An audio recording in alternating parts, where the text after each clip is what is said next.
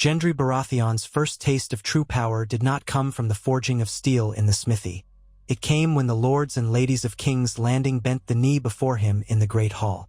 They whispered his name with a mixture of awe and trepidation, hardly believing that the low-born blacksmith's apprentice, the unacknowledged son of King Robert Baratheon, now wore the crown. And Gendry, still uncertain if the weight of the crown would crush him or make him stronger, stood upon the iron throne with back straight, jaw clenched. The seat was uncomfortable and unforgiving, its jagged edges pressing into his body, but he refused to show weakness. He knew if he faltered, if he so much as blinked at the wrong moment, his newfound power could slip away like rainwater through cracked flagstones. He remembered how it all began. His identity had been kept secret for years, hidden away for his own protection while the Lannisters dominated King's Landing. But the truth had been known to some. Varys had his whispers, and others had their spies. Rumors floated like scraps of paper in the wind, never quite coalescing into undeniable proof until Cersei Lannister's downfall. Then, in the chaotic days after Daenerys Targaryen's death, in the vacuum of authority left by the scorching of the capital, Gendry's heritage took on a different light. The city was in ruins, the populace starving and fearful, and someone with the Baratheon bloodline, untainted by the intrigues of the major houses, began to shine like a distant star.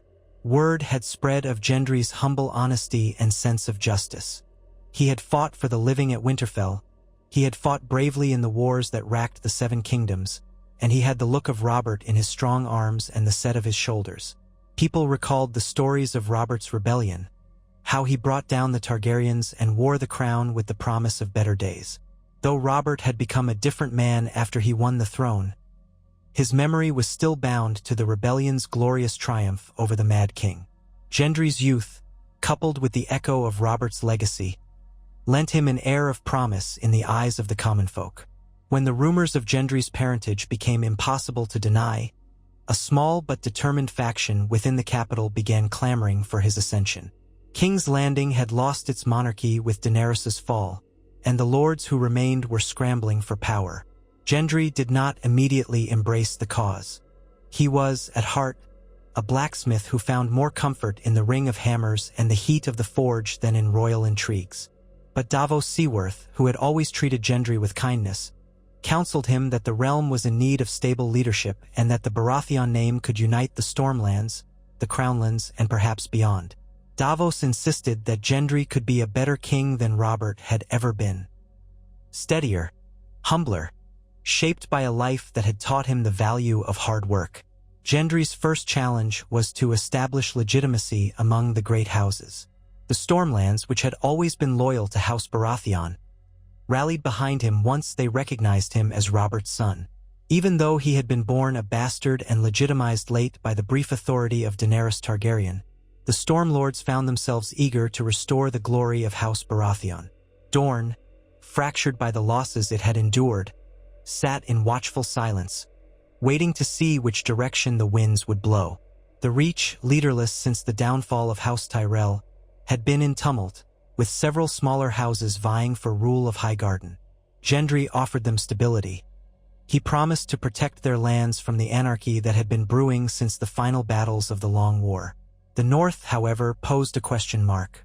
Jon Snow had vanished beyond the Wall after all was said and done, and Sansa Stark had declared the North independent under her rule.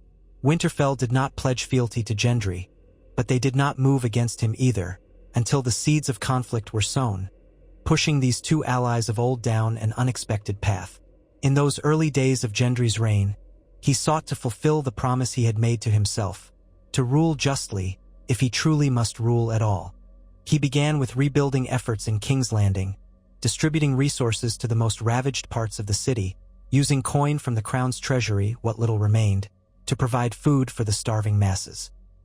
He walked through Flea Bottom at dawn, remembering the days he roamed the cramped, filthy streets, and the people looked upon him with awe and, for some, envy. Some cursed him for not doing enough, too quickly forgetting that only a short time ago, no one had had anything at all. Others found hope in his presence, recalling the battered swords and hammered helmets he had once forged with his own calloused hands. Gendry listened to the common folk's pleas, tried to address them, and understood he had inherited a realm starved not just for bread, but for justice and security. The lords who knelt felt compelled to because they sensed a vulnerability in Gendry that might let them gain influence. They saw him as an untrained colt, susceptible to manipulation. Yet Gendry was determined to lean on Davos's experience and on his own sense of fairness. When rivals pressed him to purge the city of remaining Targaryen loyalists, Gendry refused. He felt that a bloodbath would throw the realm back into chaos. Instead, he sent out riders to maintain peace and quietly reigned in some of the more vengeful lords. The changes were small at first, but they lit a spark of optimism in those who had grown weary of endless bloodshed. It was in this delicate political landscape that ravens began arriving from the north, carrying subtle messages from Winterfell. Sansa Stark wished to maintain a formal distance. She did not call Gendry Your Grace, but offered a polite courtesy, insisting that the North would remain an independent kingdom as had been agreed upon before. Gendry, in turn, acknowledged her autonomy, though many of his council argued that the North was too vast and important to be left separate from the Iron Throne. Their arguments fell on conflicted ears. Gendry had, after all, fought side by side with the Northerners against the army of the dead. He harbored admiration for Jon Snow and Sansa Stark, and he did not see the benefit of pressing an immediate claim over the North. Instead, he focused on healing the relationship with the Riverlands, forging alliances with the Vale, and bringing the scattered Crownlands and Westerlands back under stable leadership. Yet behind closed doors, murmurs of discontent began to bubble. The faith of the Seven, which had suffered great damage under Cersei and then Daenerys, saw an opportunity to reassert its influence. Several ambitious lords, who believed they deserved more power under a new monarchy, waited in the shadows. Gendry was aware that he needed a consort to strengthen his hold on the throne. His fleeting romance with Arya Stark had ended when she chose the life of a wandering adventurer rather than that of a lady or queen. Rumors sprang forth about potential matches. Perhaps Asha Greyjoy, now holding the Iron Islands, or a daughter of one of the influential lords in the Reach. But Gendry refused to let himself be rushed. He felt torn between the necessity of forging alliances and his desire for genuine companionship and trust. Meanwhile, far north beyond the Wall, Jon Snow tried to keep himself detached from the politics of the Seven Kingdoms. He had lost too much Daenerys, his own sense of identity, and even the familiar warmth of Winterfell, to find solace in anything but the lonely snowscapes of the true north. Ghost padded by his side as he rode beyond the scattered wildling camps, surveying quiet forests and frozen rivers. Each dawn found him awake before the sun rose, haunted by restless dreams. He wanted nothing more than to lay down his burdens. He had been a king in the north, a commander of the Night's Watch, the Targaryen heir to the throne, and all those roles had only brought him heartbreak. He had hoped that, by retreating among the free folk, he could find an escape from the weight of kings and crowns. But ravens still found their way to him. They brought tidings from across the Wall, mentions of Gendry Baratheon, the new king on the Iron Throne. In those messages, Jon detected a tone. Some Northerners disapproved that a bastard blacksmith now sat where Targaryens and Lannisters once presided. Others painted Gendry as a bright new star, a figure of redemption in a land that had seen too much darkness. Jon wasn't sure what to think. He remembered Gendry as a loyal companion, a young man with a big heart who wanted only to do what was right. Jon found himself strangely pleased that Gendry had achieved such a station. Yet he also felt a twinge in his chest, as if the old gods or the new were reminding him that by right of blood, he might have laid claim to that very throne. For a time, that thought was nothing more than a passing reflection. Jon wanted no part of the Iron Throne. His father Ned Stark had raised him to be an honorable man, not an ambitious one.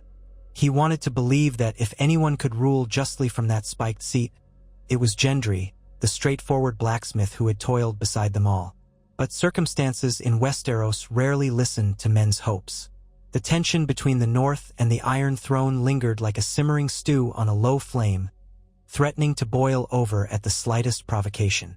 At last, that provocation arrived when a small force of knights under the banner of the crown stepped into the neck, claiming they had the king's authority to ensure safe passage along the king's road. They clashed with northern troops who were suspicious of any intrusion into their territory.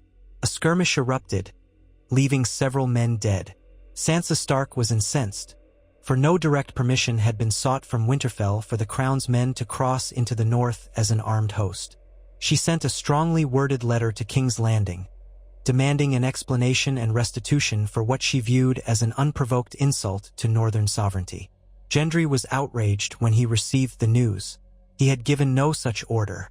The men responsible had acted under a self-styled royal decree, forged by certain ambitious lords in his council, who believed that swallowing the north back into the realm should be done swiftly, by force if necessary.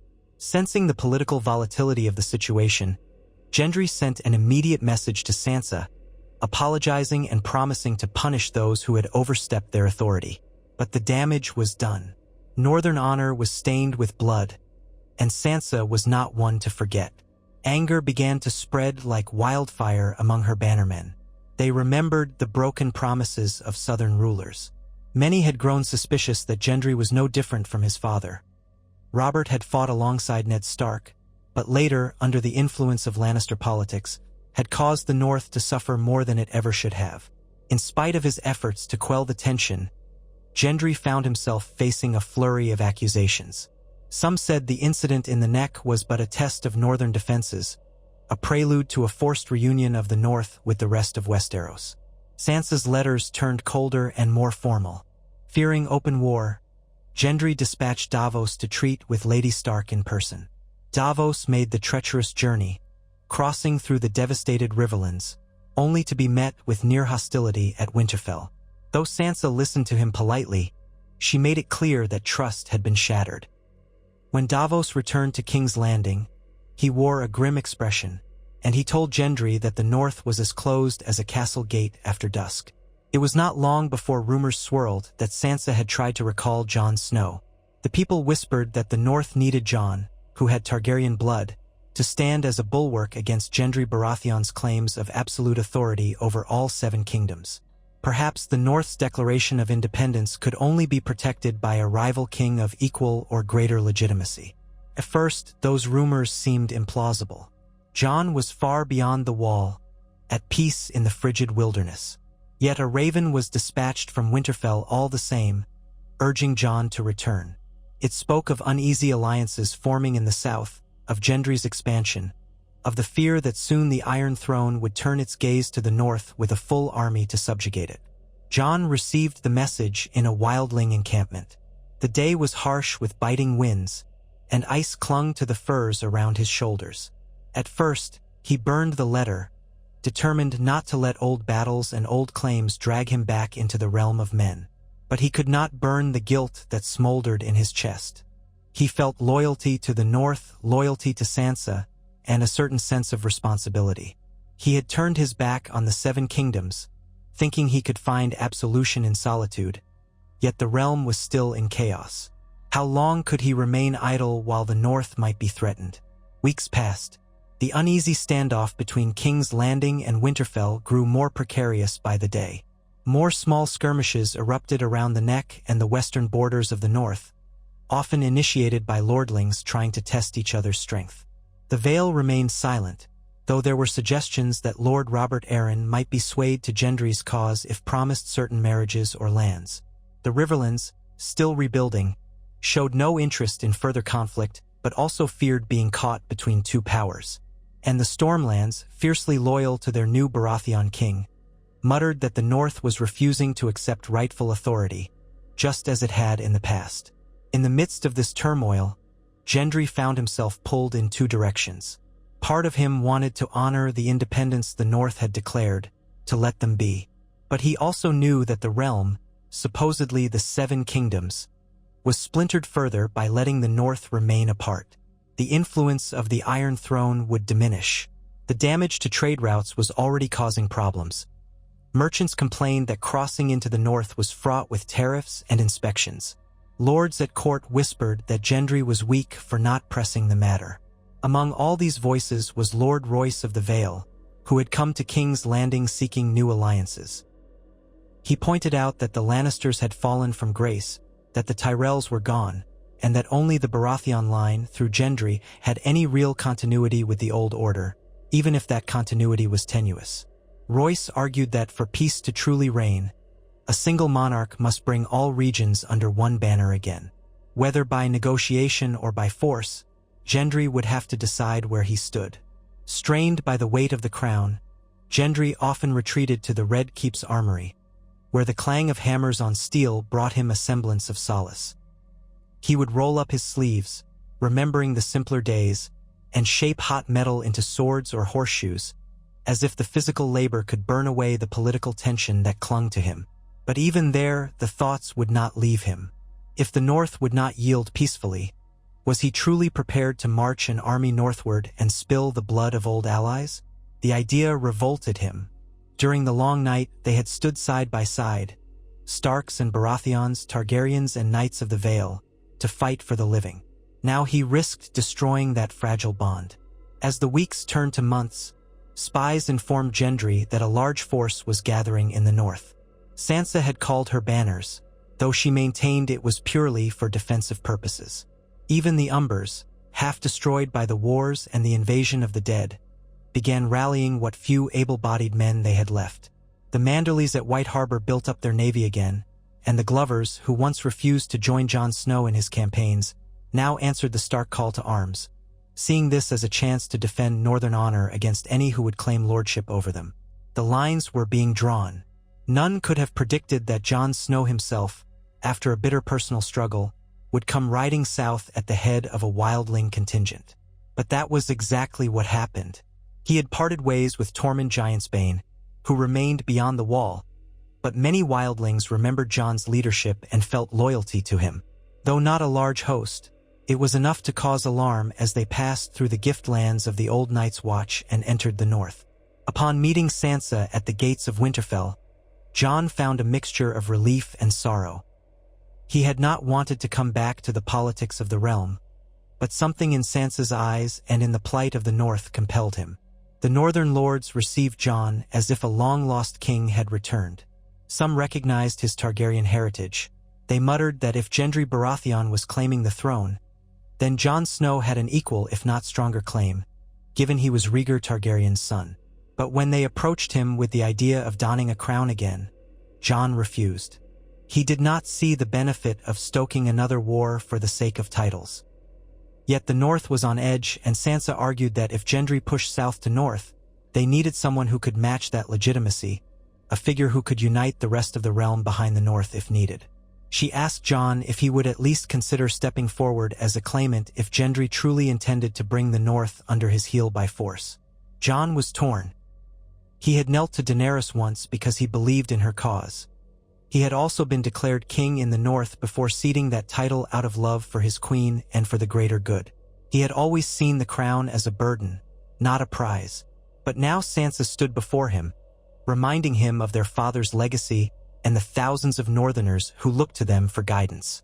She insisted that if war came, they would need a figurehead to rally around, and that figurehead could not be her alone, not if they wanted the support of other regions that might resent being led by a Stark after so many years of turmoil.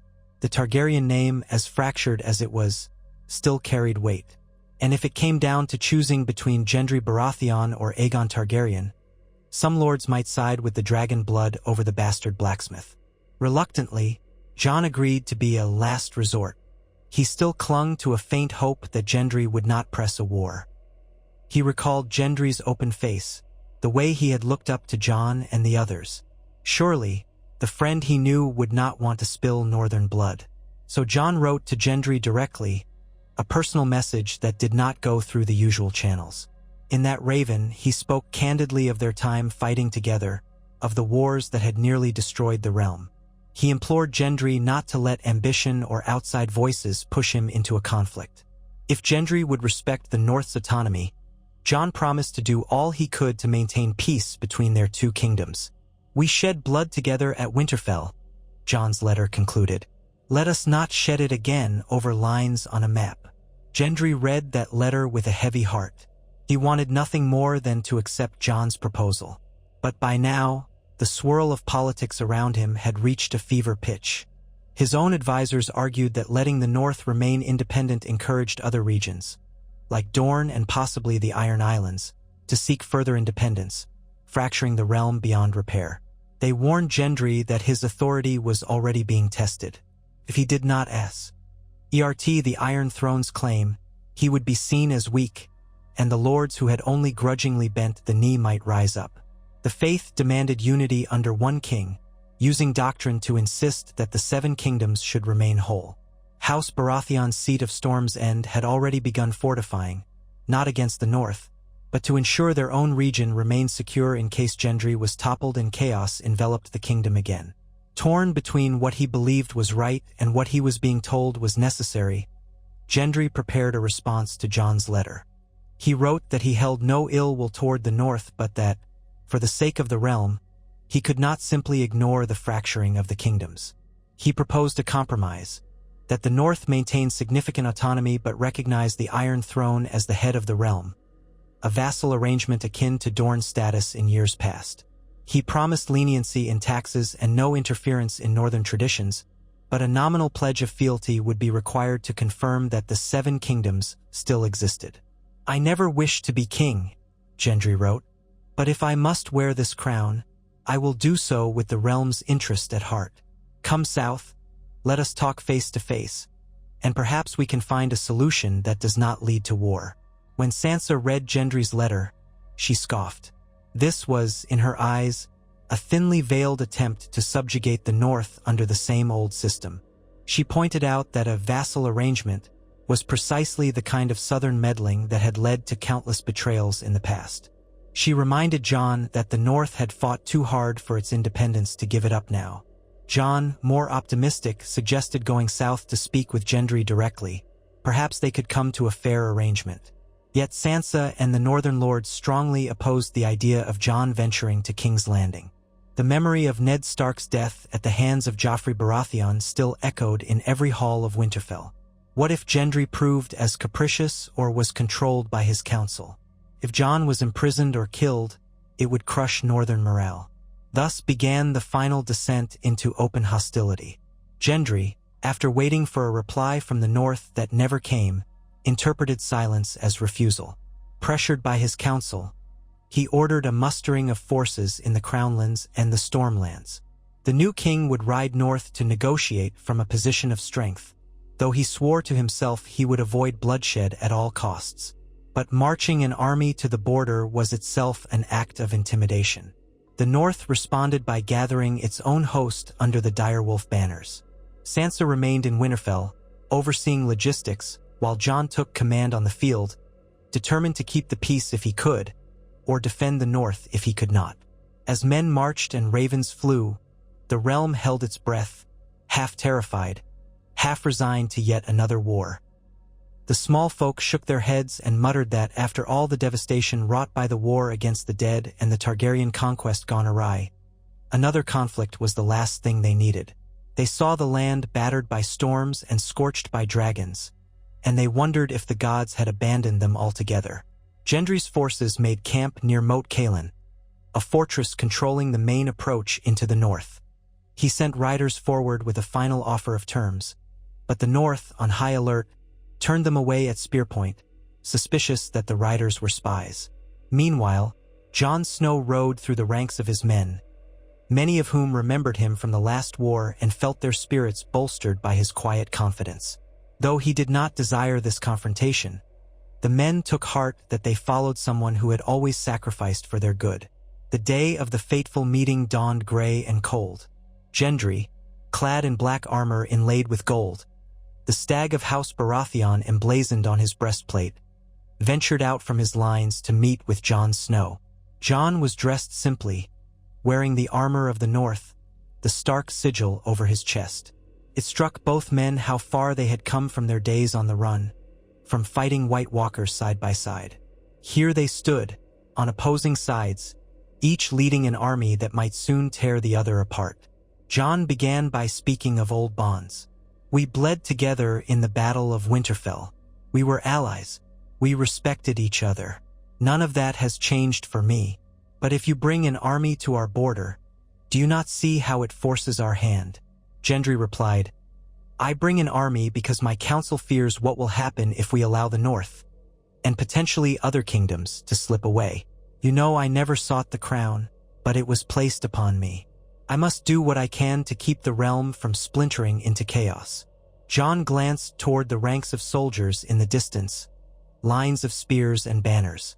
"We have no interest in sowing chaos. We only want our freedom. What good is there in forcing the North back under the Iron Throne if the price is war?" Gendry's face showed his turmoil. "I don't want war. I want us to find an agreement. The North can govern itself, set its own laws, so long as you acknowledge the Iron Throne. Think of it as an oath of friendship rather than subjugation. There are concessions I can make on taxes, trade, and local governance." But Jon shook his head. "The North bent the knee to Targaryens once, and we suffered. My father bent the knee to Robert Baratheon, and he was betrayed by Joffrey. The memory of those betrayals is carved into our hearts. I cannot ask the North to kneel again. They chose freedom, and if I force them to bend the knee, I become no better than those who came before." Gendry exhaled sharply. "Then you leave me no choice. If you refuse even a symbolic fealty, how can I hold the realm together without being perceived as weak? I owe a duty to the people of King's Landing, the Stormlands, the Westerlands. They expect me to maintain the unity of the realm." Jon's gaze hardened, though his voice was still calm. "Unity built on a forced kneel is not unity, Gendry. You know that in your heart. Would Robert's rebellion have succeeded if your father had forced the North to fight for him at sword point? No. They fought for him because they believed in his cause. If the people do not believe in your cause, how can you call yourself a king over all?" The silence stretched. Both men understood that the time for words was slipping away. Gendry lowered his voice. "I have done everything I can to avoid this, Jon. Do you believe that?" "I do," Jon said, meaning it. "You are not a cruel man. You want what is best for the realm. But so do I. And I know that if we fight, the people will suffer. Then help me. Help me build a realm that does not break apart every generation," Gendry pleaded. Jon paused. There was a moment when, had he been alone, he might have agreed to a compromise, might have tried to stand beside Gendry and guide the Seven Kingdoms into a new era. But the memory of Sansa's tight smile and the trust of the Northern Lords weighed upon him. They believed that the North was better off free. And the stirring in Jon's own heart warned him that bending the knee to another king, when the North had already lost so many lives to Southern games, was a betrayal he could not countenance. Shaking his head sadly, Jon said, "I cannot. I must protect the North's right to stand on its own." Gendry swallowed, his throat dry. "Then we must do what we must. I still hold hope that this can end without bloodshed. If your army withdraws, if you come with me to King's Landing willingly, we might persuade the lords that there is no threat. We can present a united front that acknowledges the North's autonomy but pledges it to the Iron Throne in name." "I cannot do that either." Jon's eyes flicked to the horizon. "Because that would be me alone making the decision. The North has chosen not to be ruled. I will not drag them back into the fold." In the end, neither man yielded. Gendry turned, face drawn, to ride back to his lines. Jon did the same. Both had hoped for a solution that would spare the realm from yet another war, but they found themselves trapped by forces greater than their own hearts. Obligations, loyalties, centuries of precedent, and the voices of countless souls who demanded either freedom or unity. War soon erupted. Skirmishes around Moat Cailin turned deadly. The Crown's forces pushed forward, capturing outlying watchtowers and forts, seeking to establish a foothold in the Neck. The Northerners defended fiercely, using the swamplands and the narrow causeways to their advantage. Casualties mounted on both sides. Gendry tried to keep tight discipline among his troops, but some southern lords, eager to prove themselves, launched reckless raids that ended in brutal fighting. Jon, for his part, led from the front, grim-faced and silent, determined to drive the invaders out but also reluctant to strike deeper into the Crownlands. As the weeks wore on, word of the conflict spread across the realm. The Vale, swayed by the presence of Jon's Targaryen blood, teetered on the edge of offering support. Dorne, ever proud, sent only ambiguous messages, neither condemning nor aiding Gendry's war. The Iron Islands, under Asha Greyjoy, eyed an opportunity to raid the western coasts if Gendry's armies were busy in the north. The Riverlands tried to stay neutral, but once again their lands served as routes for armies and supplies, bringing hardship to villages and farms. In King's Landing, rumors took shape. Some whispered that if Jon Snow truly pressed his claim, half the realm would rise for him, as they had for Daenerys at first. Others argued that Gendry was in the right, as only he had a direct link to King Robert, the last Baratheon to claim the throne. The people, exhausted by decades of war, had no appetite for more conflict. They prayed for a swift resolution, one that never seemed to come. In the midst of these murmurs, the faith of the Seven pressed Gendry to continue the war, framing it as a holy duty to maintain the rightful unity of the realm. Gendry felt a bitterness in his heart at the irony of it all. He had been legitimized too late to be shaped into a proper prince. His father had never prepared him for kingship. He had never asked for this. Yet here he stood, commanding men to kill in the name of a crown that cut him every time he sat upon it. The jagged swords of the Iron Throne had indeed left scars on him, both literal and figurative. He found himself haunted by the faces of the dead. Good men from both sides who had once fought the dead side by side at Winterfell. Now they fell to each other's blades. Meanwhile, in a war council near the marshes of the Neck, Jon Snow stood over a battle map with Sansa, who had braved the journey south to lend her voice to the strategy. Ghost lingered at his side, red eyes scanning the gloom. Jon spoke in hushed tones about the possibility of a nighttime raid to disrupt Gendry's supply lines. Sansa, her auburn hair pinned tightly, listened calmly but offered an alternative. Send a small delegation to attempt a second parley with Gendry. Perhaps the cost of the campaign was high enough now that he would relent. But Jon could read Sansa's face. She did not truly believe Gendry would back down unless the North forced him into it. Worn by grief and the memory of betrayal, she saw too many parallels with the tragedies that had befallen House Stark in the past. Still, a part of Jon clung to the hope that Gendry would not let pride or outside voices drown out his better judgment.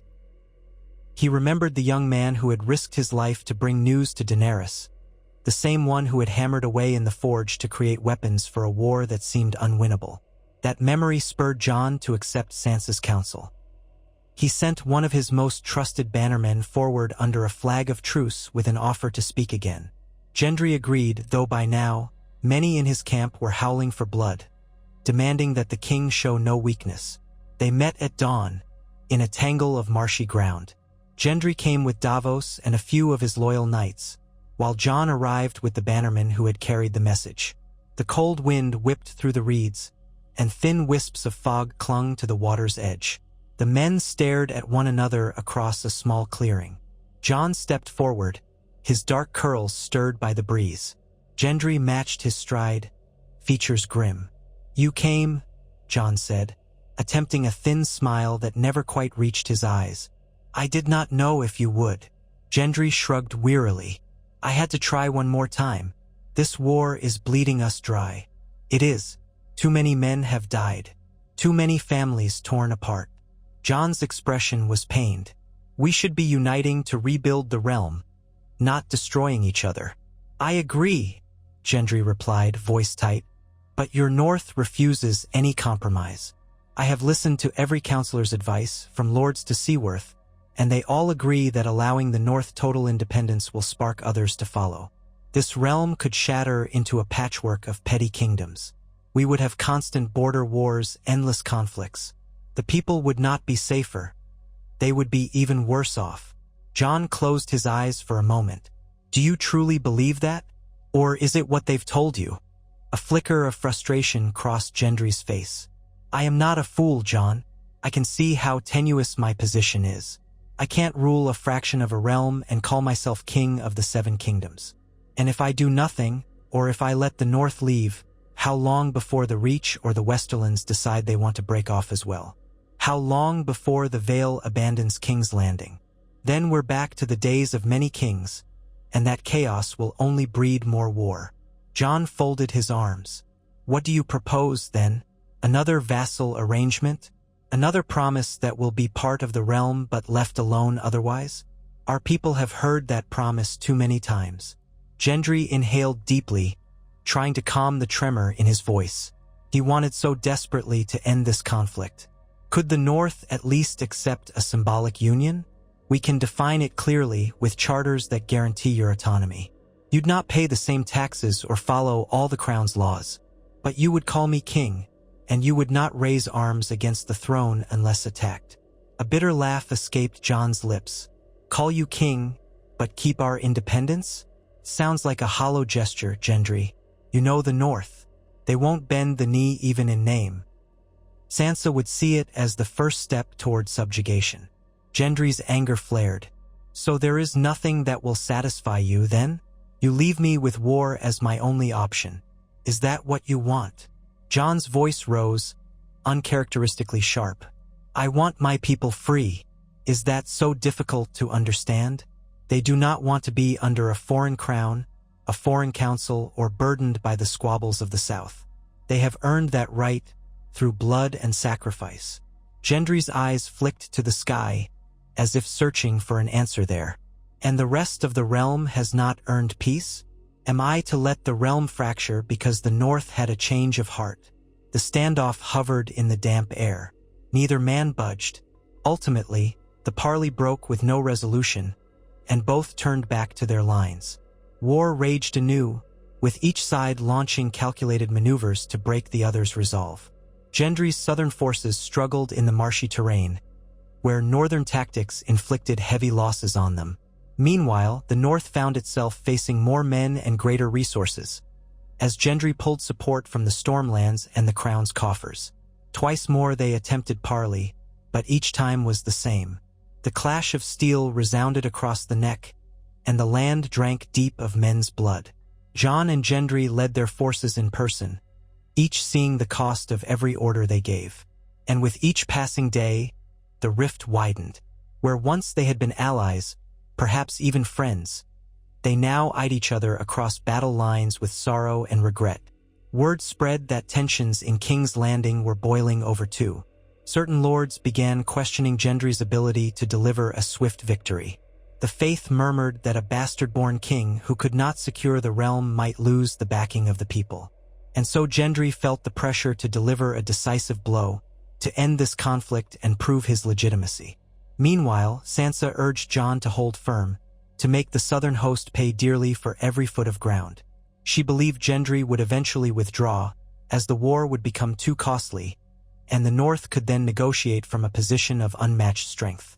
It was a slow, grinding campaign. The rains came early that year, turning the lowlands into a boggy mess.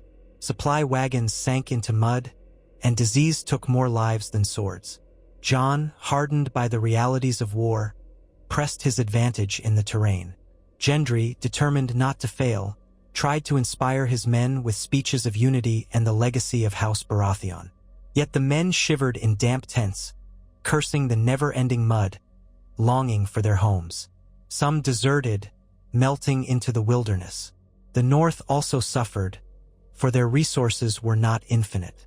Whole villages were uprooted, farmland trampled, families displaced.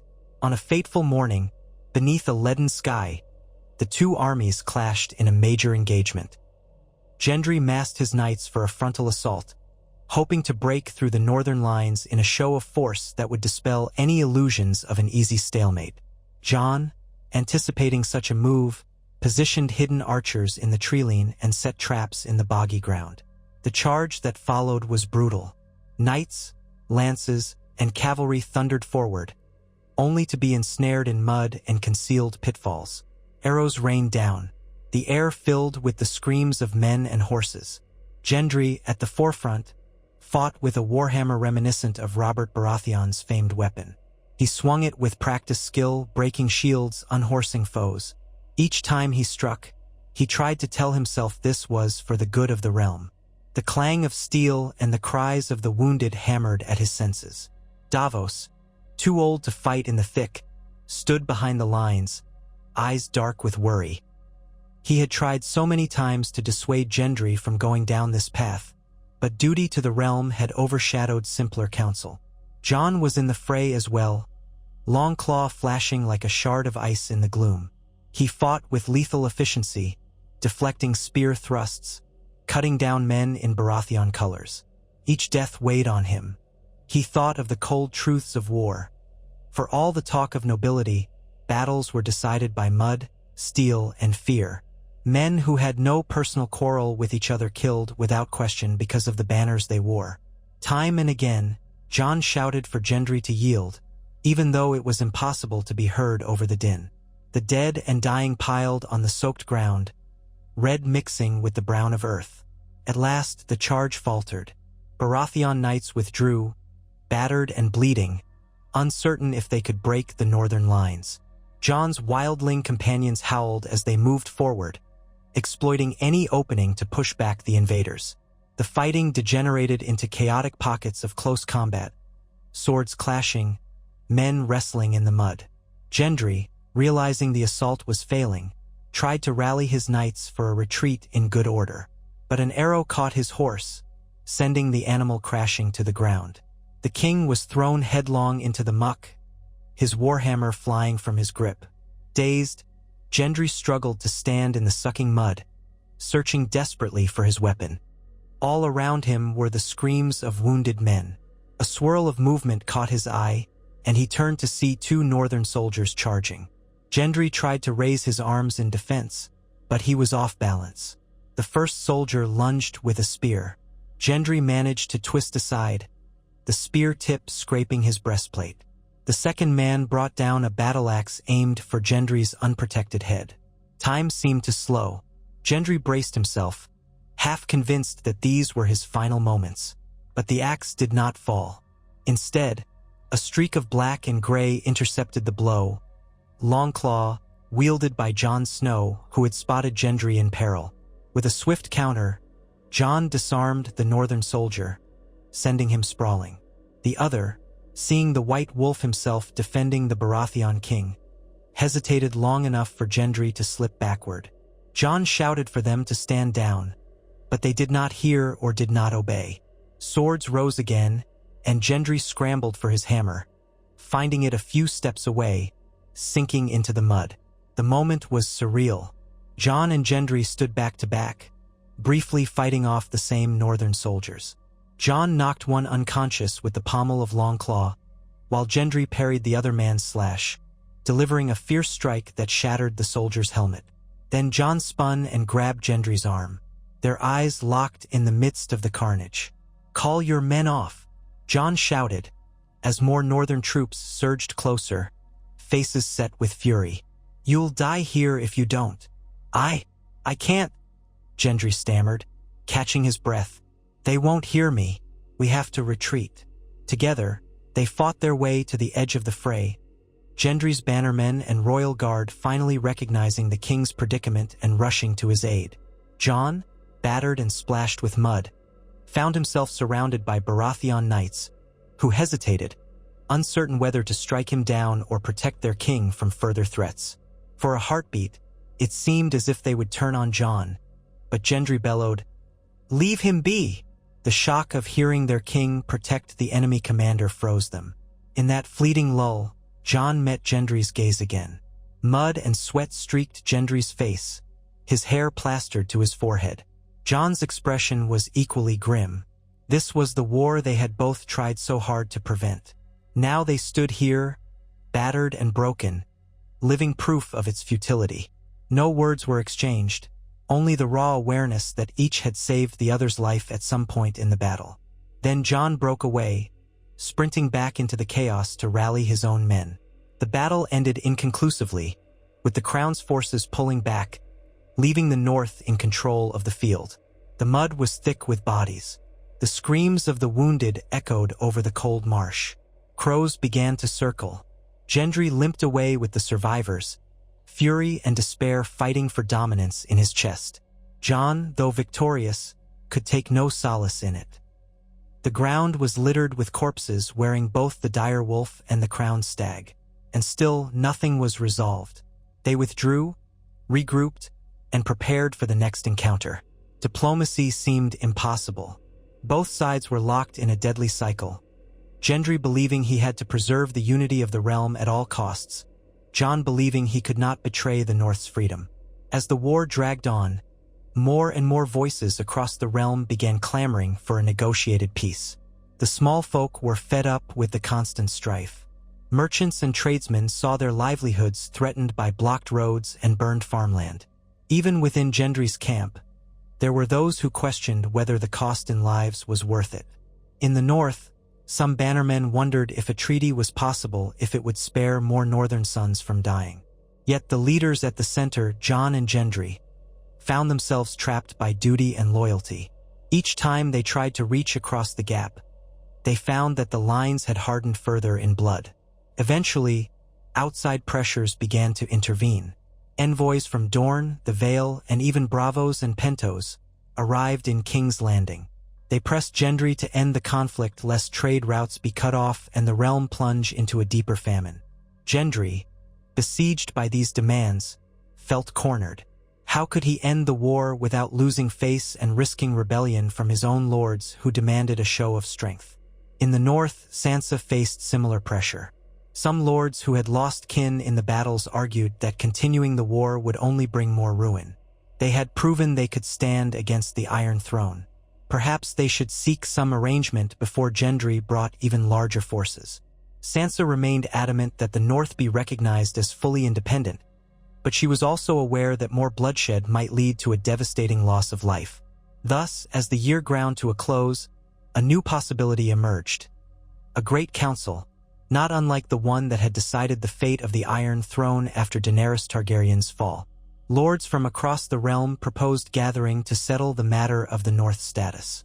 If Gendry and Jon could both accept the council's verdict, perhaps the realm could avoid further slaughter. Gendry was reluctant. Such a council might strip him of authority, but Davos pressed him to agree. If he refused, the realm might turn on him for prolonging a war nobody wanted. Jon was also wary, but Sansa, seeing a glimmer of hope, insisted they could argue the North's case with reason and justice, swaying the other lords to their side. Reluctantly, both men gave their assent. So ravens flew across the land, calling for a grand assembly in the ruins of Harrenhal, a large and neutral ground that had long been the site of fateful decisions. Lords great and small would gather there to debate the question: should the North stand free, or should it remain under the Iron Throne's banner? The war would be paused, each side agreeing to a temporary truce. Hostages were exchanged to secure good behavior. Davos volunteered to remain in northern custody, while Sansa sent one of the Stark cousins to Gendry's camp. Hope flickered in the hearts of the people. Perhaps this council would avert a final confrontation. Yet tensions ran high. Some doubted the sincerity of the participants. Others believed that no compromise could mend the rift. But at least, for the moment, swords were sheathed, and men no longer died in the mud of the neck. Whether that peace would last was another question entirely. And so the realm's most powerful figures converged on Harrenhal, that ancient fortress blackened by dragon fire centuries ago.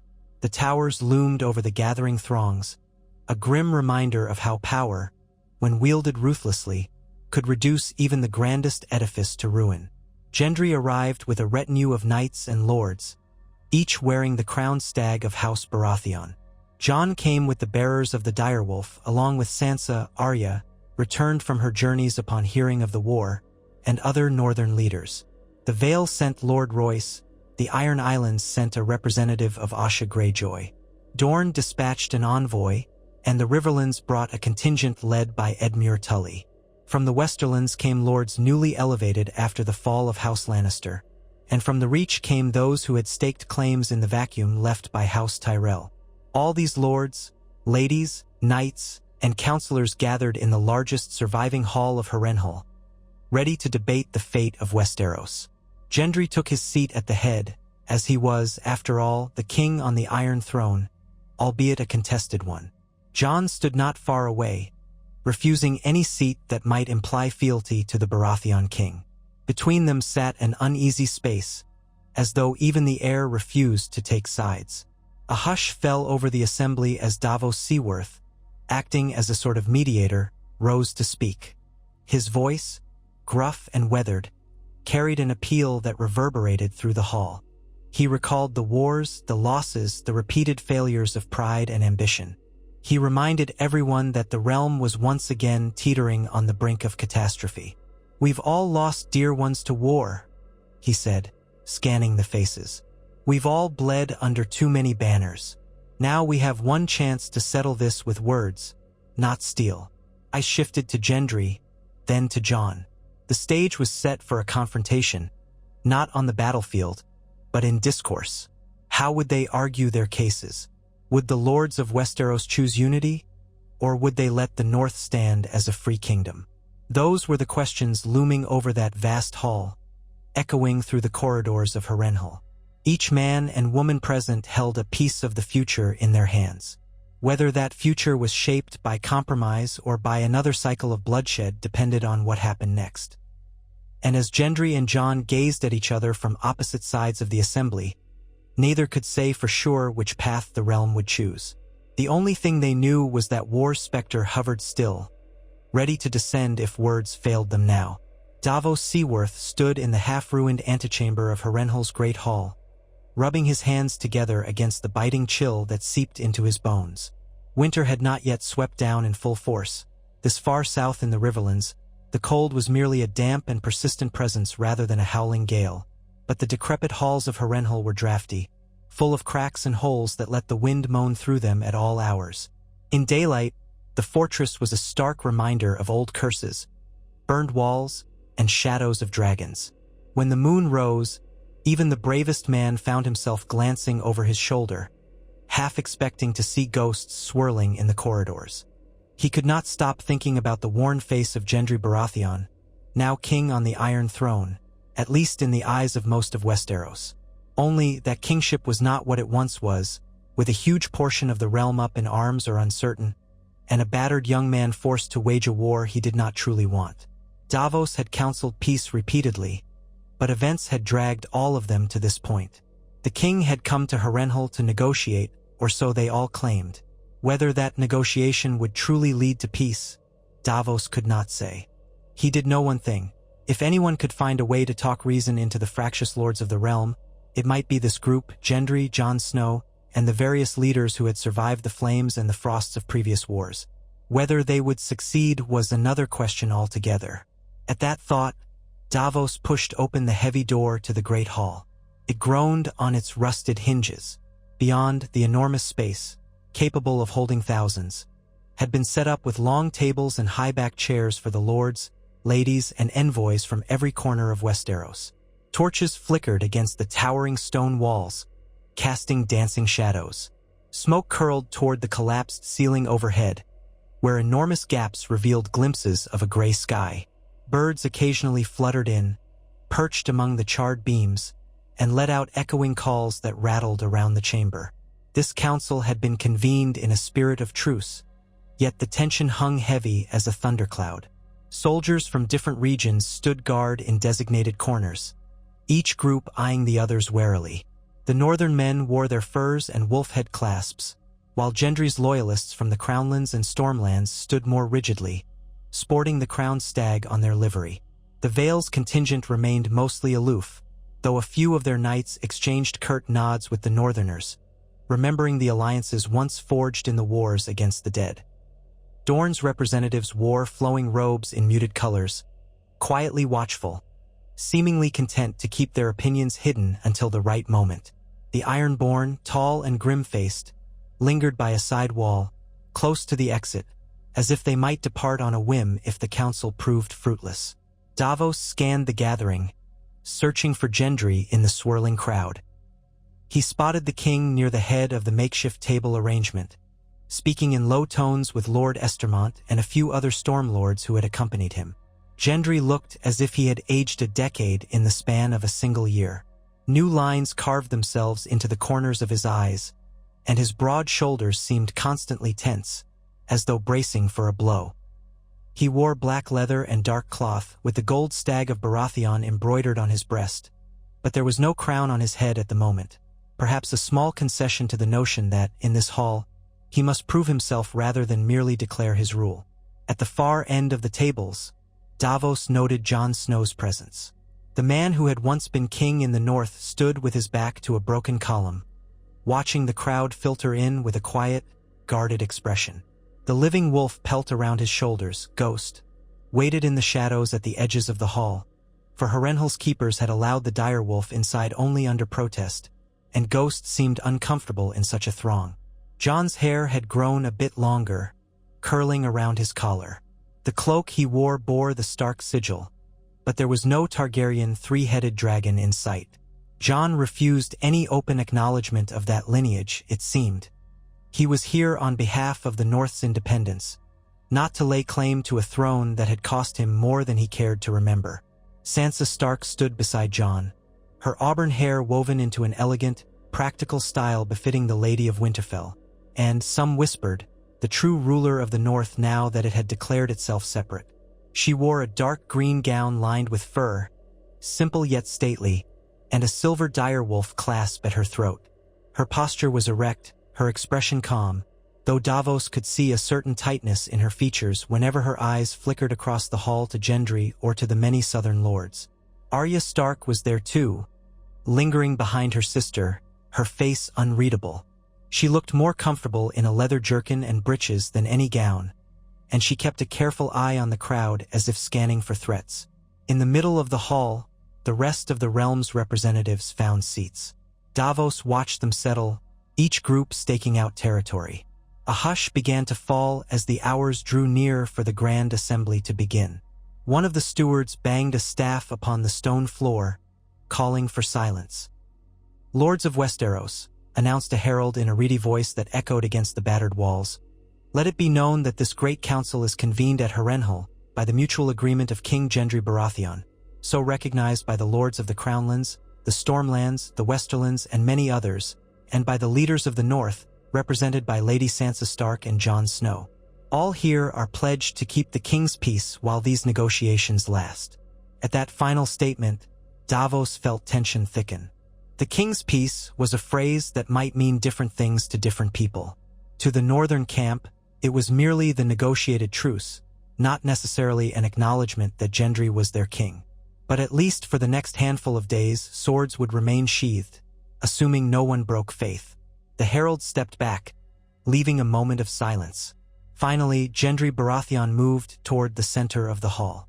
His eyes flicked over to Jon Snow, then to Sansa. Seeing no objection, he began to speak, his voice resonant despite the uncertain acoustics. "We stand here after too many battles have already stained the realm with blood. I do not wish to recount every grievance. I do not wish to cast blame.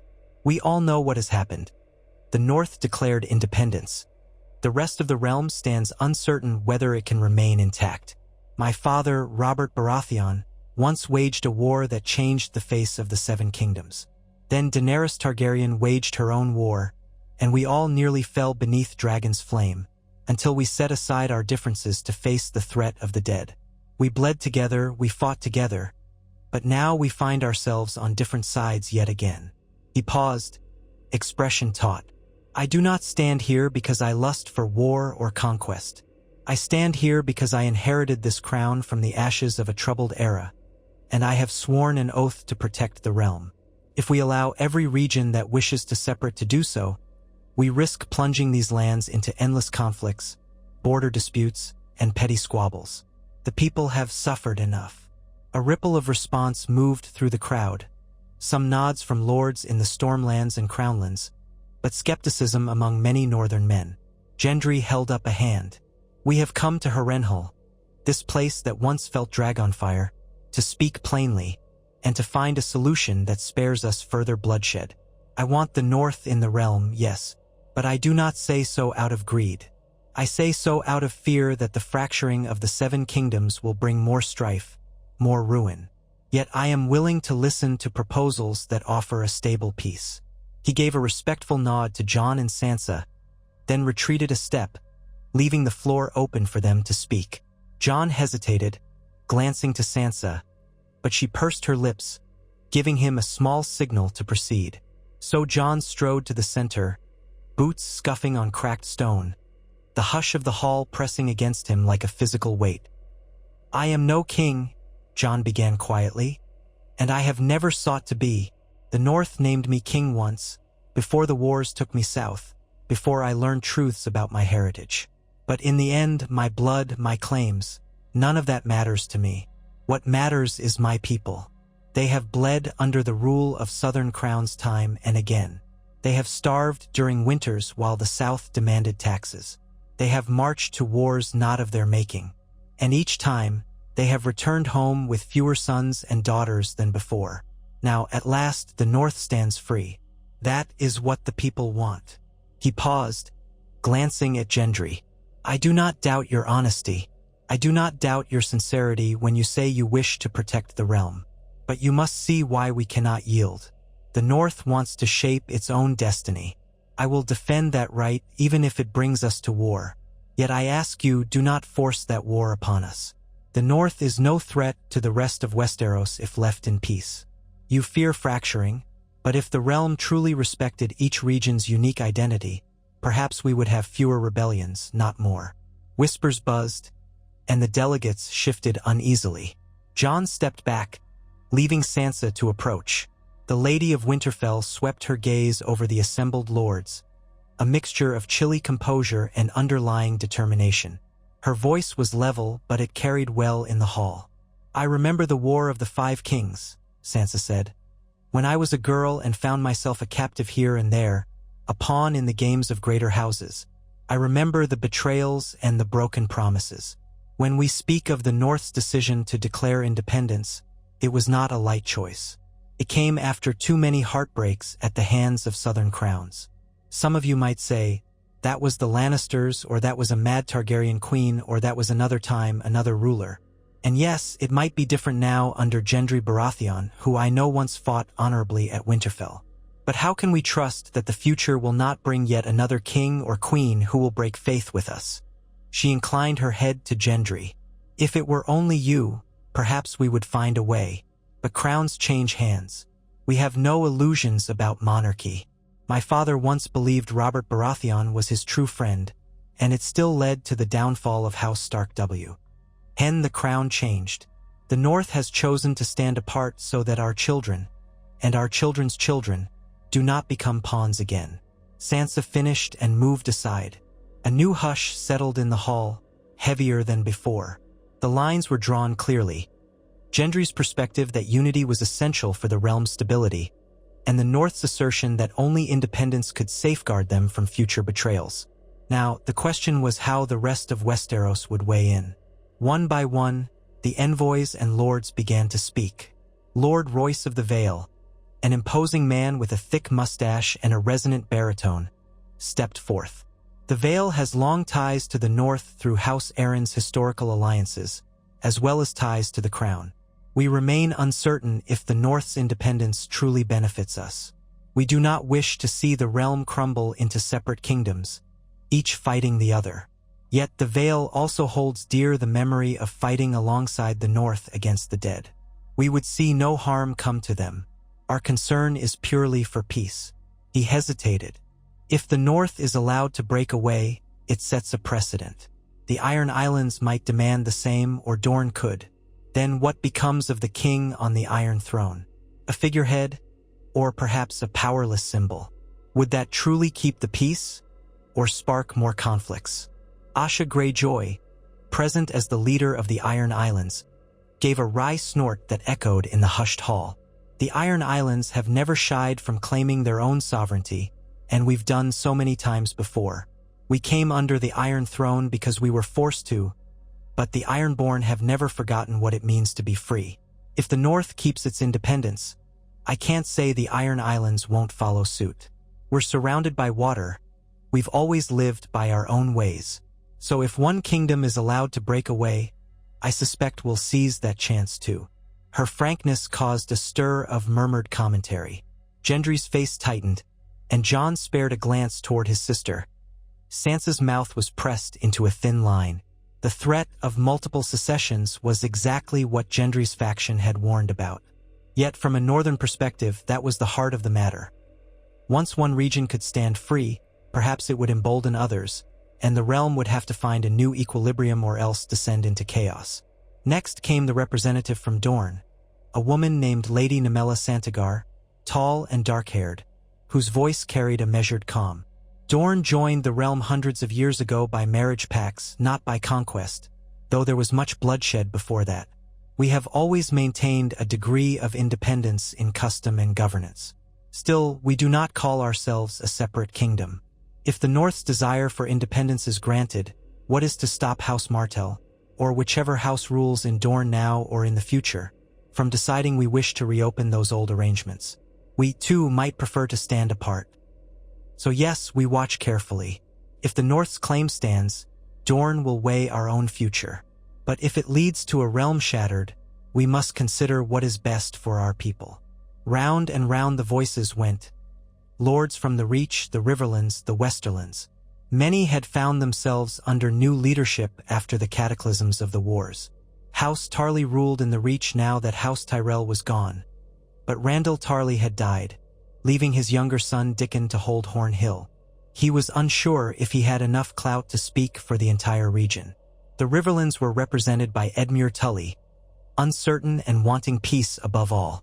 The Westerlands, lacking a Lannister on the throne, found themselves with a patchwork of lesser houses jockeying for power, none with a commanding voice. Yet collectively, they worried that their trade routes, their security, and their place in the realm would be disrupted if the North's independence caused further fragmentation. As the hours passed in heated discussion, it became clear that no side commanded an outright majority. Gendry's supporters pointed to the necessity of unity, but the memory of recent wars and betrayals gave many lords pause. Some entertained the notion of letting the North go, but only if the rest of the realm remained intact.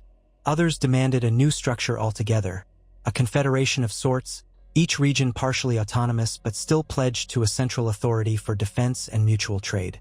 That idea drew cautious interest from many sides, but it did not fully align with the North's desire for complete independence, nor Gendry's desire to keep the symbolic fealty that would maintain the Iron Throne's legitimacy.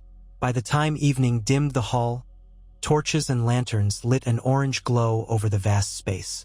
Servants circulated with platters of roast meat, black bread, and wine. Meager fare, for Harrenhal was not the seat of a wealthy lord these days, but enough to keep hunger at bay.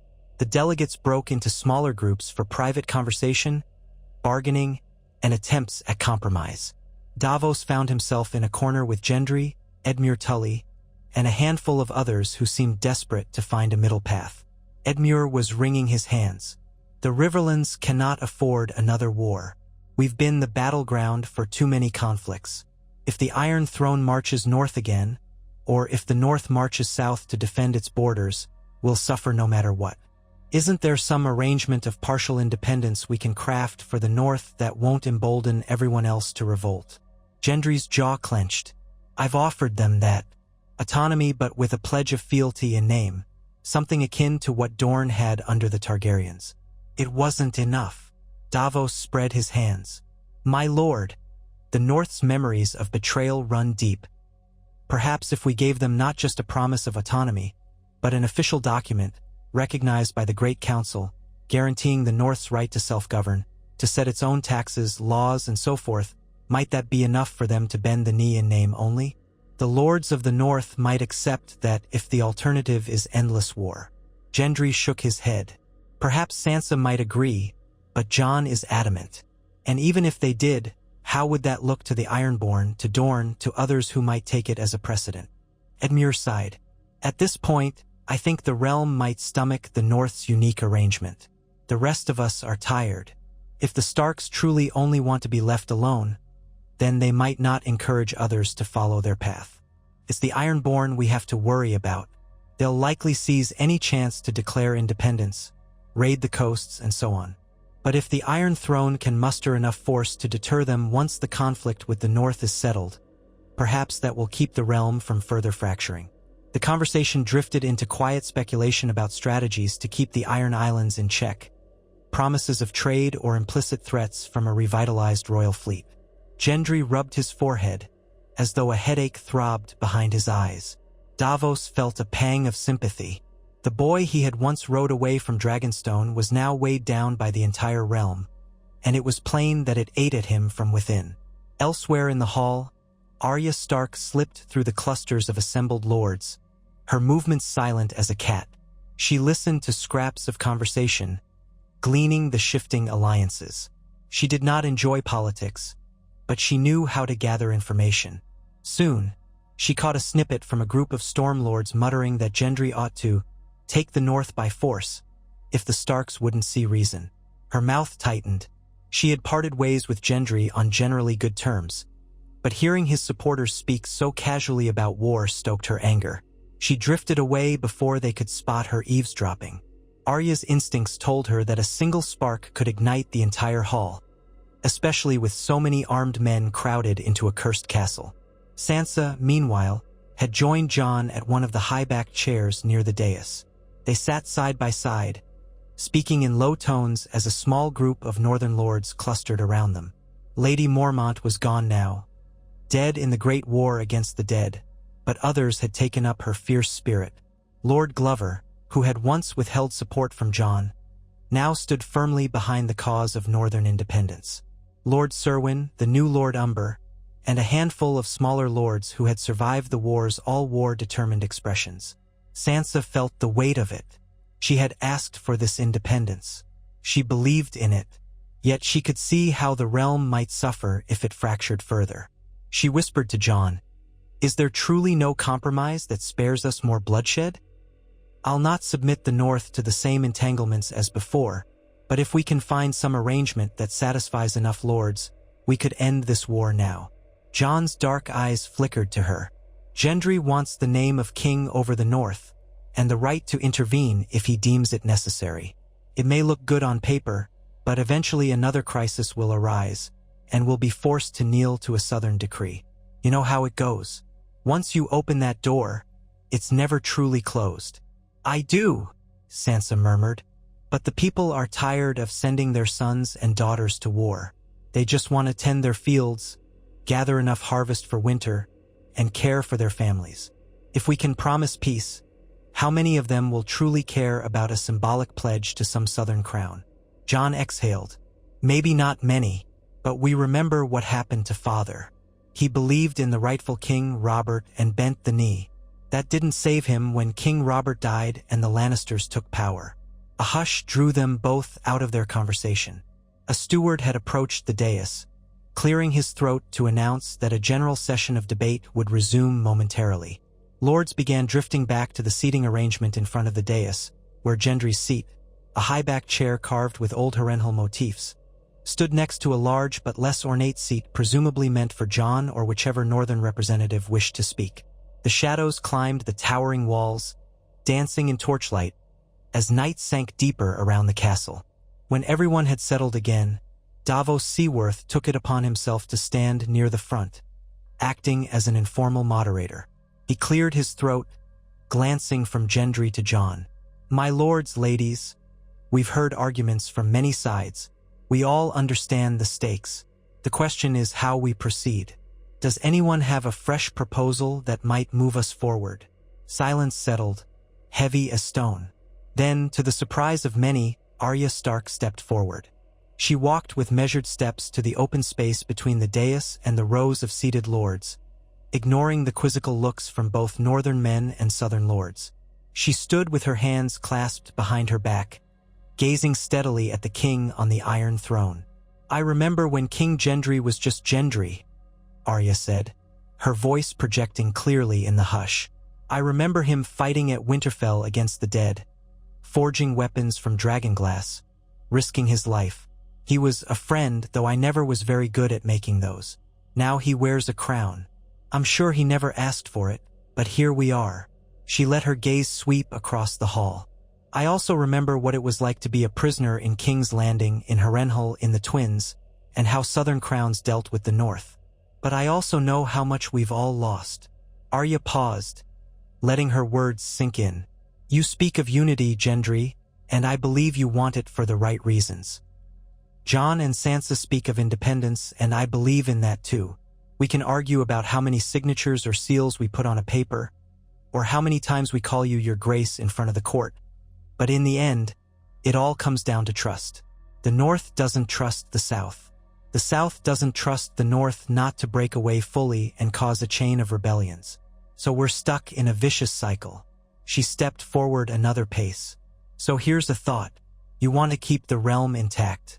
We want to be sure no Southern king or queen can betray us again. If Gendry truly wants to prove to the North that he's different, let him do more than sign a charter. Let him pledge himself, his line, to certain inviolate terms. Terms that, if broken, automatically free the North. Make it so ironclad that not even the greatest cunning of Southern courts can break it. In other words, a vow that if the Iron Throne meddles in the North beyond an agreed limit, or imposes undue taxes, or calls the North to war for any reason other than direct defense of the realm, the North can lawfully separate. Her words caused a stir, with many lords muttering. The idea was bold, some would say radical. Yet as Arya stared up at Gendry, he looked back at her with something akin to surprise.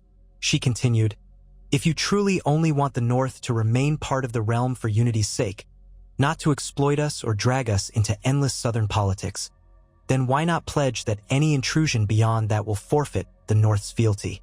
If you're trustworthy, it'll never come to pass, and the North might remain part of your realm for generations, so long as you don't break faith. But if you or your heirs do break faith, you lose the North. Simple as that." A roar of voices erupted at once, some outraged, others intrigued. Arya stepped back, glancing at Jon, whose face showed a flicker of surprise and cautious interest. Sansa's eyes narrowed in thought. The crowd took minutes to calm. Gendry, for his part, raised a gauntlet hand to restore order. When the shouts died down, he found himself looking at Arya, at Jon, at Sansa, and then at his own lords who stared at him in disbelief. "My lady," he said at last, addressing Arya with an unsteady calm, "that is a unique idea, but how would we define meddling? How would we define undue taxes or forced participation in war? The realm often faces threats that require unity. If the Iron Throne must always worry that it might break faith in the eyes of the North, we might find ourselves hamstrung, unable to act swiftly when needed." Arya's tone was cool. "You'd have to define those circumstances clearly in writing, something that both sides sign. And if a threat arises that truly threatens the realm, the North would come to your aid willingly, as we always have when the enemy was real. But if you try to press the North into a war of conquest, or impose heavy taxes to pay for your Southern petty fights, we have a right to leave. If you truly don't plan on repeating the mistakes of past kings, where's the harm in putting that vow on parchment and sealing it with your great seal?" Around them, lords began to murmur, seeing potential in the proposition. It promised a hybrid solution. The North would remain nominally part of the realm, under the king's banner, but with an ironclad escape clause that would deter Southern overreach. Yet many worried that it would only postpone conflict until some future crisis tested the boundaries. Jon stepped forward, addressing Gendry directly. "Arya's suggestion might be the only middle ground that keeps us from further bloodshed. But you realize, Gendry, that the North is not going to sign something vague. We'd need very specific language ensuring our autonomy in all but the direst circumstances of existential threat to the entire realm. We'd need a limit on taxes, a limit on forced Southron laws. We'd need an explicit statement that if your line fails to respect these terms, the North is immediately free, no war or negotiation required." Gendry's fists clenched at his sides. "If I agreed to that, how would I prevent the Iron Islands, Dorne, or anyone else from demanding the same arrangement? And then we'd have a realm in which every region can simply walk away if they so choose. That isn't unity. It's a house built on sand." Lord Royce cleared his throat. "Perhaps it isn't so dire. Dorne, for instance, might accept that the North has a unique arrangement because of its history and location. The Iron Islands, well, the king's forces might remind them that they cannot simply raid and pillage as in old times. If each region seeks that same arrangement, perhaps that is the future of the realm, a confederation of near-equal powers under one crown for mutual defense. But only the North is actively in rebellion. The others have not made the same demand. Yet." Asha Greyjoy let out a sardonic chuckle. "Give us time."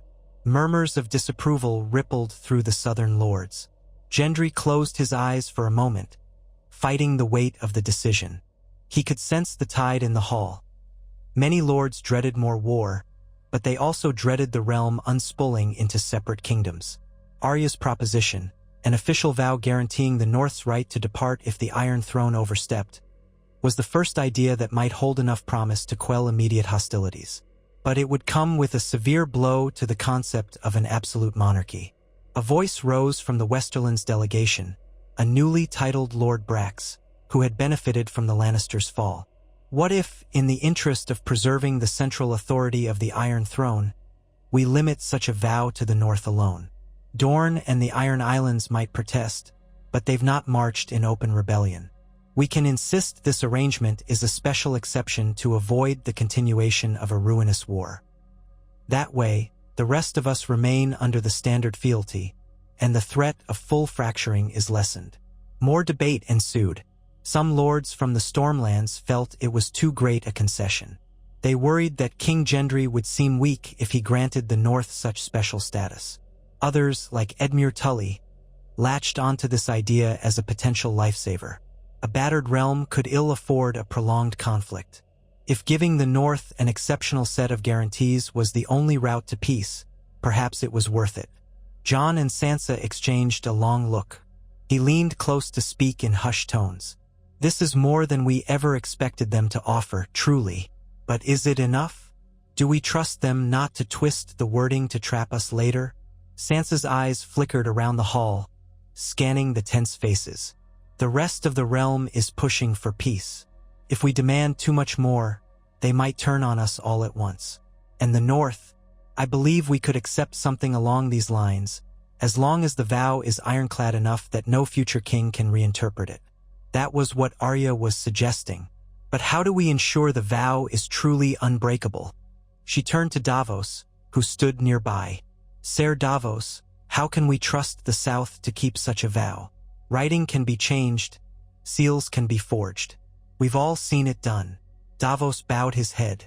A wise question, my lady. Maybe the vow must be witnessed and affirmed by all the high lords of the realm, with copies stored in every major seat, from Winterfell to King's Landing to Old Town to the Eyrie. If one tries to break or alter it, there would still be other copies. And we might form some sort of council of lords or a neutral mediator, like the Citadel or the Faith, to verify its authenticity. Jon's brow furrowed. The Faith has not always been impartial. And the Citadel, well, they serve the realm, but they have their own biases. Yet it might be better than nothing. All the while, Gendry was locked in whispered debate with his close advisors. Davos sidled up to him after finishing with Sansa, offering a quiet ear. Gendry rubbed the back of his neck, turning a troubled gaze on Davos. Is this my only choice? If I refuse, we go back to war. I might eventually subdue the North. Maybe. Or maybe they'll repulse me in that damned swampy neck until my army falls apart. Meanwhile, the realm bleeds. And for what? A principle? A fear of looking weak? Davos spoke gently. Your grace, sometimes compromise is strength. Your father taught the realm that might makes right, at least in the beginning, but we saw how that ended. If you end the war now by granting the North special status, perhaps you'll gain gratitude from the rest of the realm for sparing them more bloodshed. They'll see you as a king who listens to reason. That may secure your rule better than forging ahead with a costly campaign. Gendry exhaled a long breath. And if the North leaves anyway, at the slightest excuse? Davos shook his head. If the vow is clearly defined, the North won't leave unless the Iron Throne breaks its word. If your line rules justly, you'll keep the North's allegiance in everything that truly matters. Look at Jon Snow. He came south to help fight the dead when the entire realm was threatened. He did that even before he knew he had Targaryen blood. The North is proud, but it's not blind to real threats. They'll stand by the realm when it counts. Gendry's gaze flicked across the hall again, settling on Jon, then Arya. Memories of traveling with them, forging weapons for the fight against the White Walkers, flashed through his mind.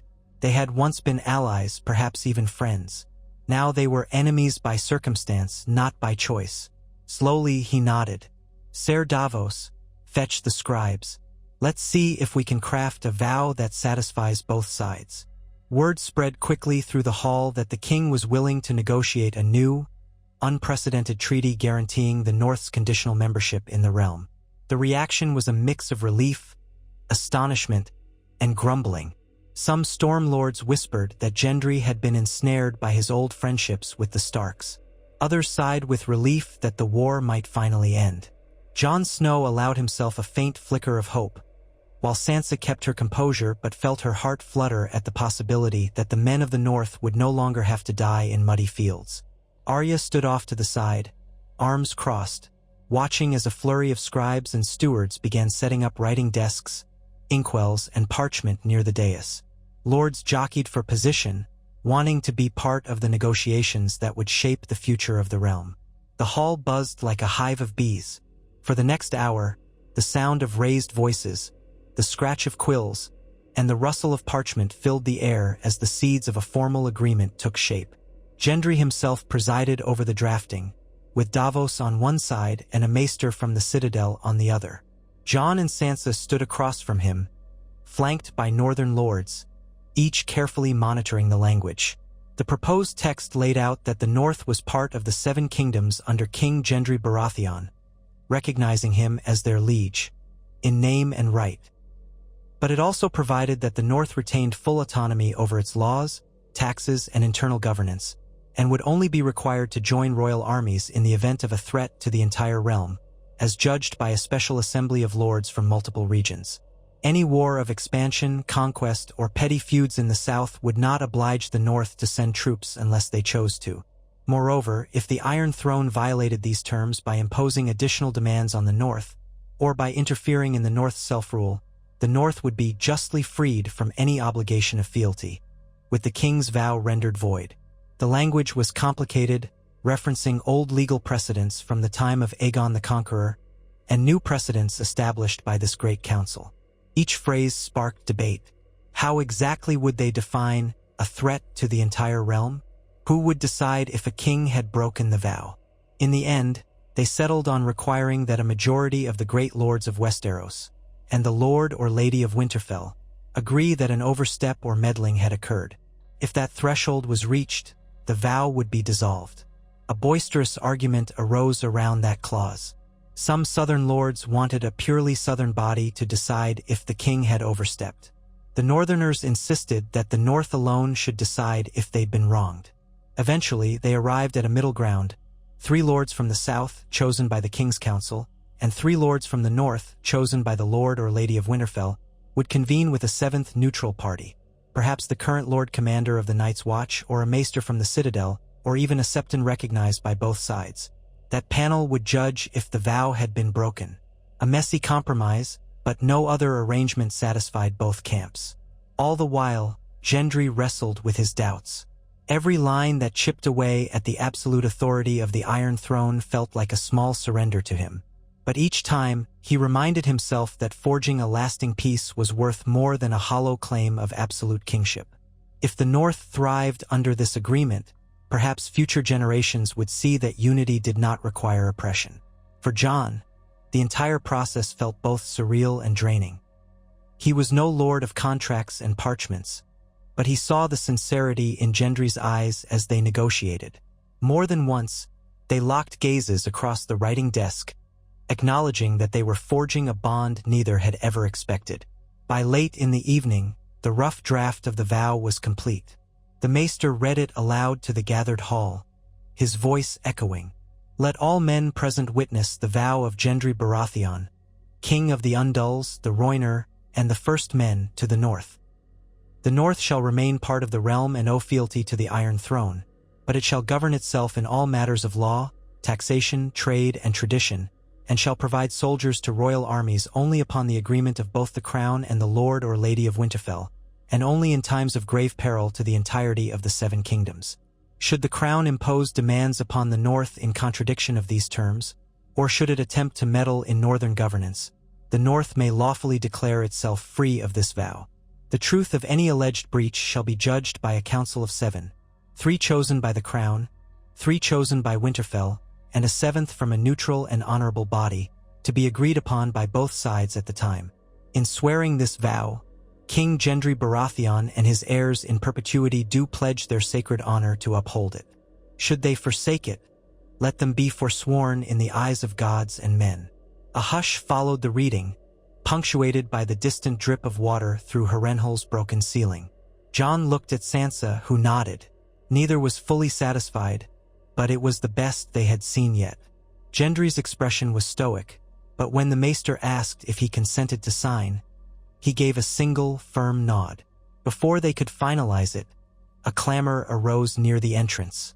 A group of Stormland knights parted to reveal a bruised and winded messenger, cloak sodden with the drizzling rain outside. He stumbled forward, breath ragged. "Your Grace," he gasped, dropping to a knee before Gendry. "I come from the border of the Neck. There's been an attack, a raid on our supply lines. Dozens of men slaughtered or captured. Survivors said the raiders bore the sigil of House Greyjoy." A tense rumble spread across the hall. Asha Greyjoy stiffened, her expression darkening. "I gave no order for any such raid," she snapped, stepping forward. "It must be some splinter group, or perhaps the work of my rivals who do not accept my rule. The Iron Islands are not united. We have some who see these negotiations as weakness." Gendry's eyes flashed with anger. "So your rebellious captains are interfering with the king's supply lines? Do they plan to sabotage these talks?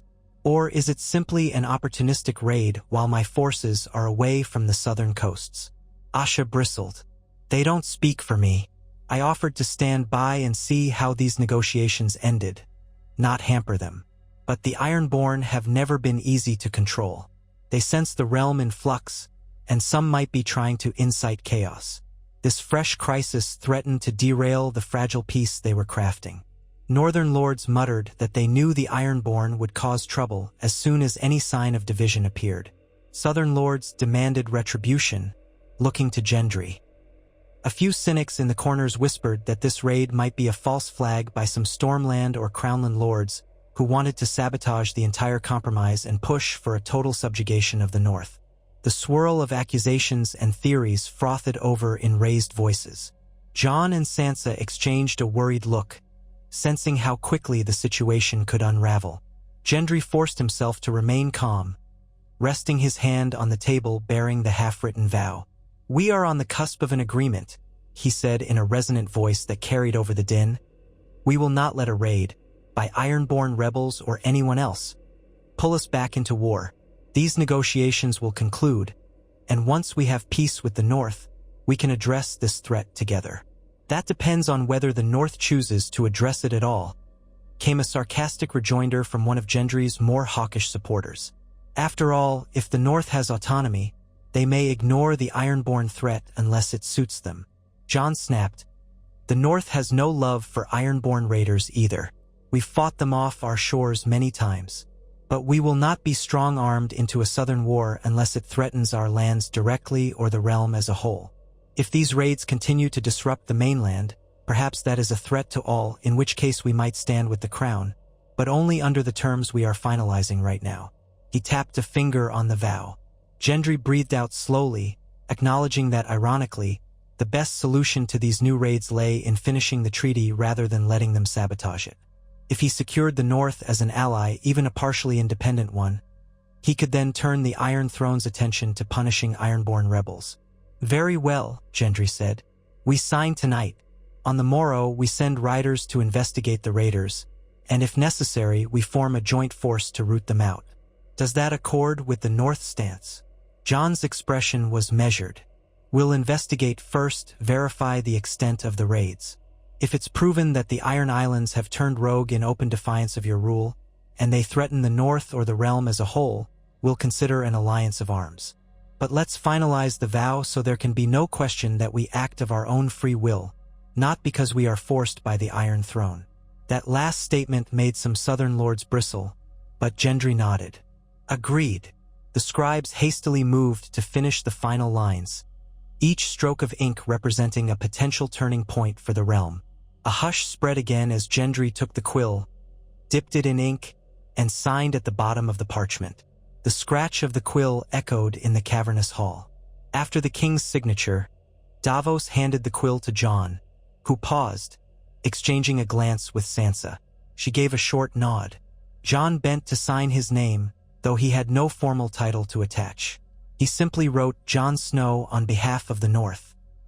Then Sansa and Arya added their signatures, as did representatives from several other northern houses, including the Umbers and Glovers, to show unity.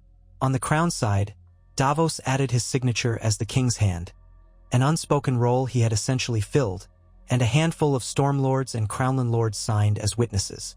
Lastly, the Maester read the final lines once more, ensuring all was in order. Then, with the main copy signed, the scribes began producing duplicates on the spot. Gendry declared that each great seat, Winterfell, Storm's End, the Eyrie, Highgarden, the Rock, Sunspear, would receive a copy, each to bear the seals of both the Crown and the North. Thus, the vow would exist in multiple locations, its authenticity beyond easy challenge. When the final word was penned, a ripple of almost disbelieving relief went through the gathered lords. Could it really be over? Had they just concluded a war by forging a new kind of bond? The tension did not vanish entirely. There were too many uncertain variables, from the Ironborn raiders to the question of how the rest of the realm might respond to such a compromise. But for the moment, at least, swords could remain in their sheaths. Sometime after midnight, the servants brought out flagons of ale and wine. A hesitant toast followed, one that felt more like an exhalation of pent-up breath than a true celebration. Gendry lifted his cup, voice slightly hoarse. "To the realm," he said simply. "May this peace hold." Jon lifted his own cup, offering a solemn nod. "To peace," he echoed. And so, under the flickering torches in that cursed castle, men drank to hope, even if it was a fragile one.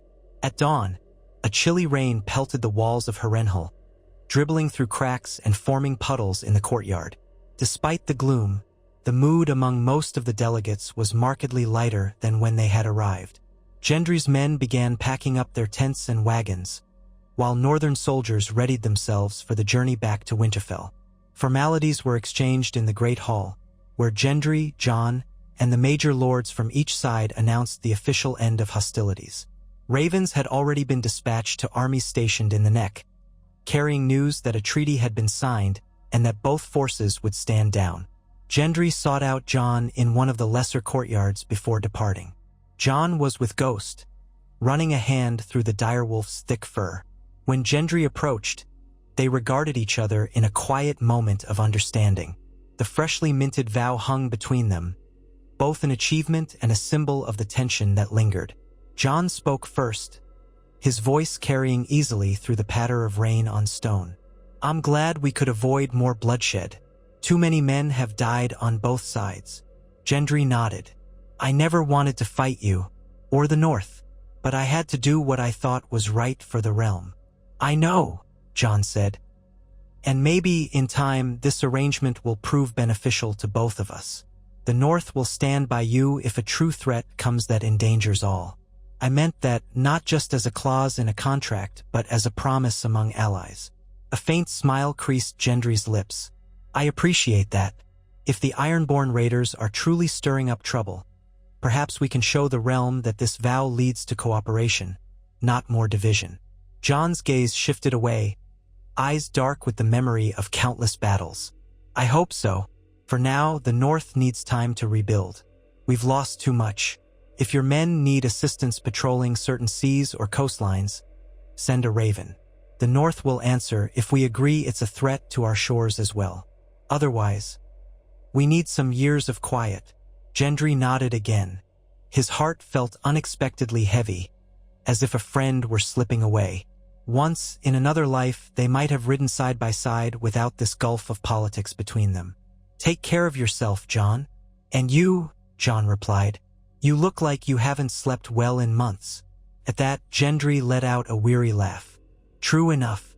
A king's burden, I suppose." Jon paused, then extended a hand. Gendry clasped it, their muddy palms meeting in a firm shake that carried a current of unspoken respect and regret.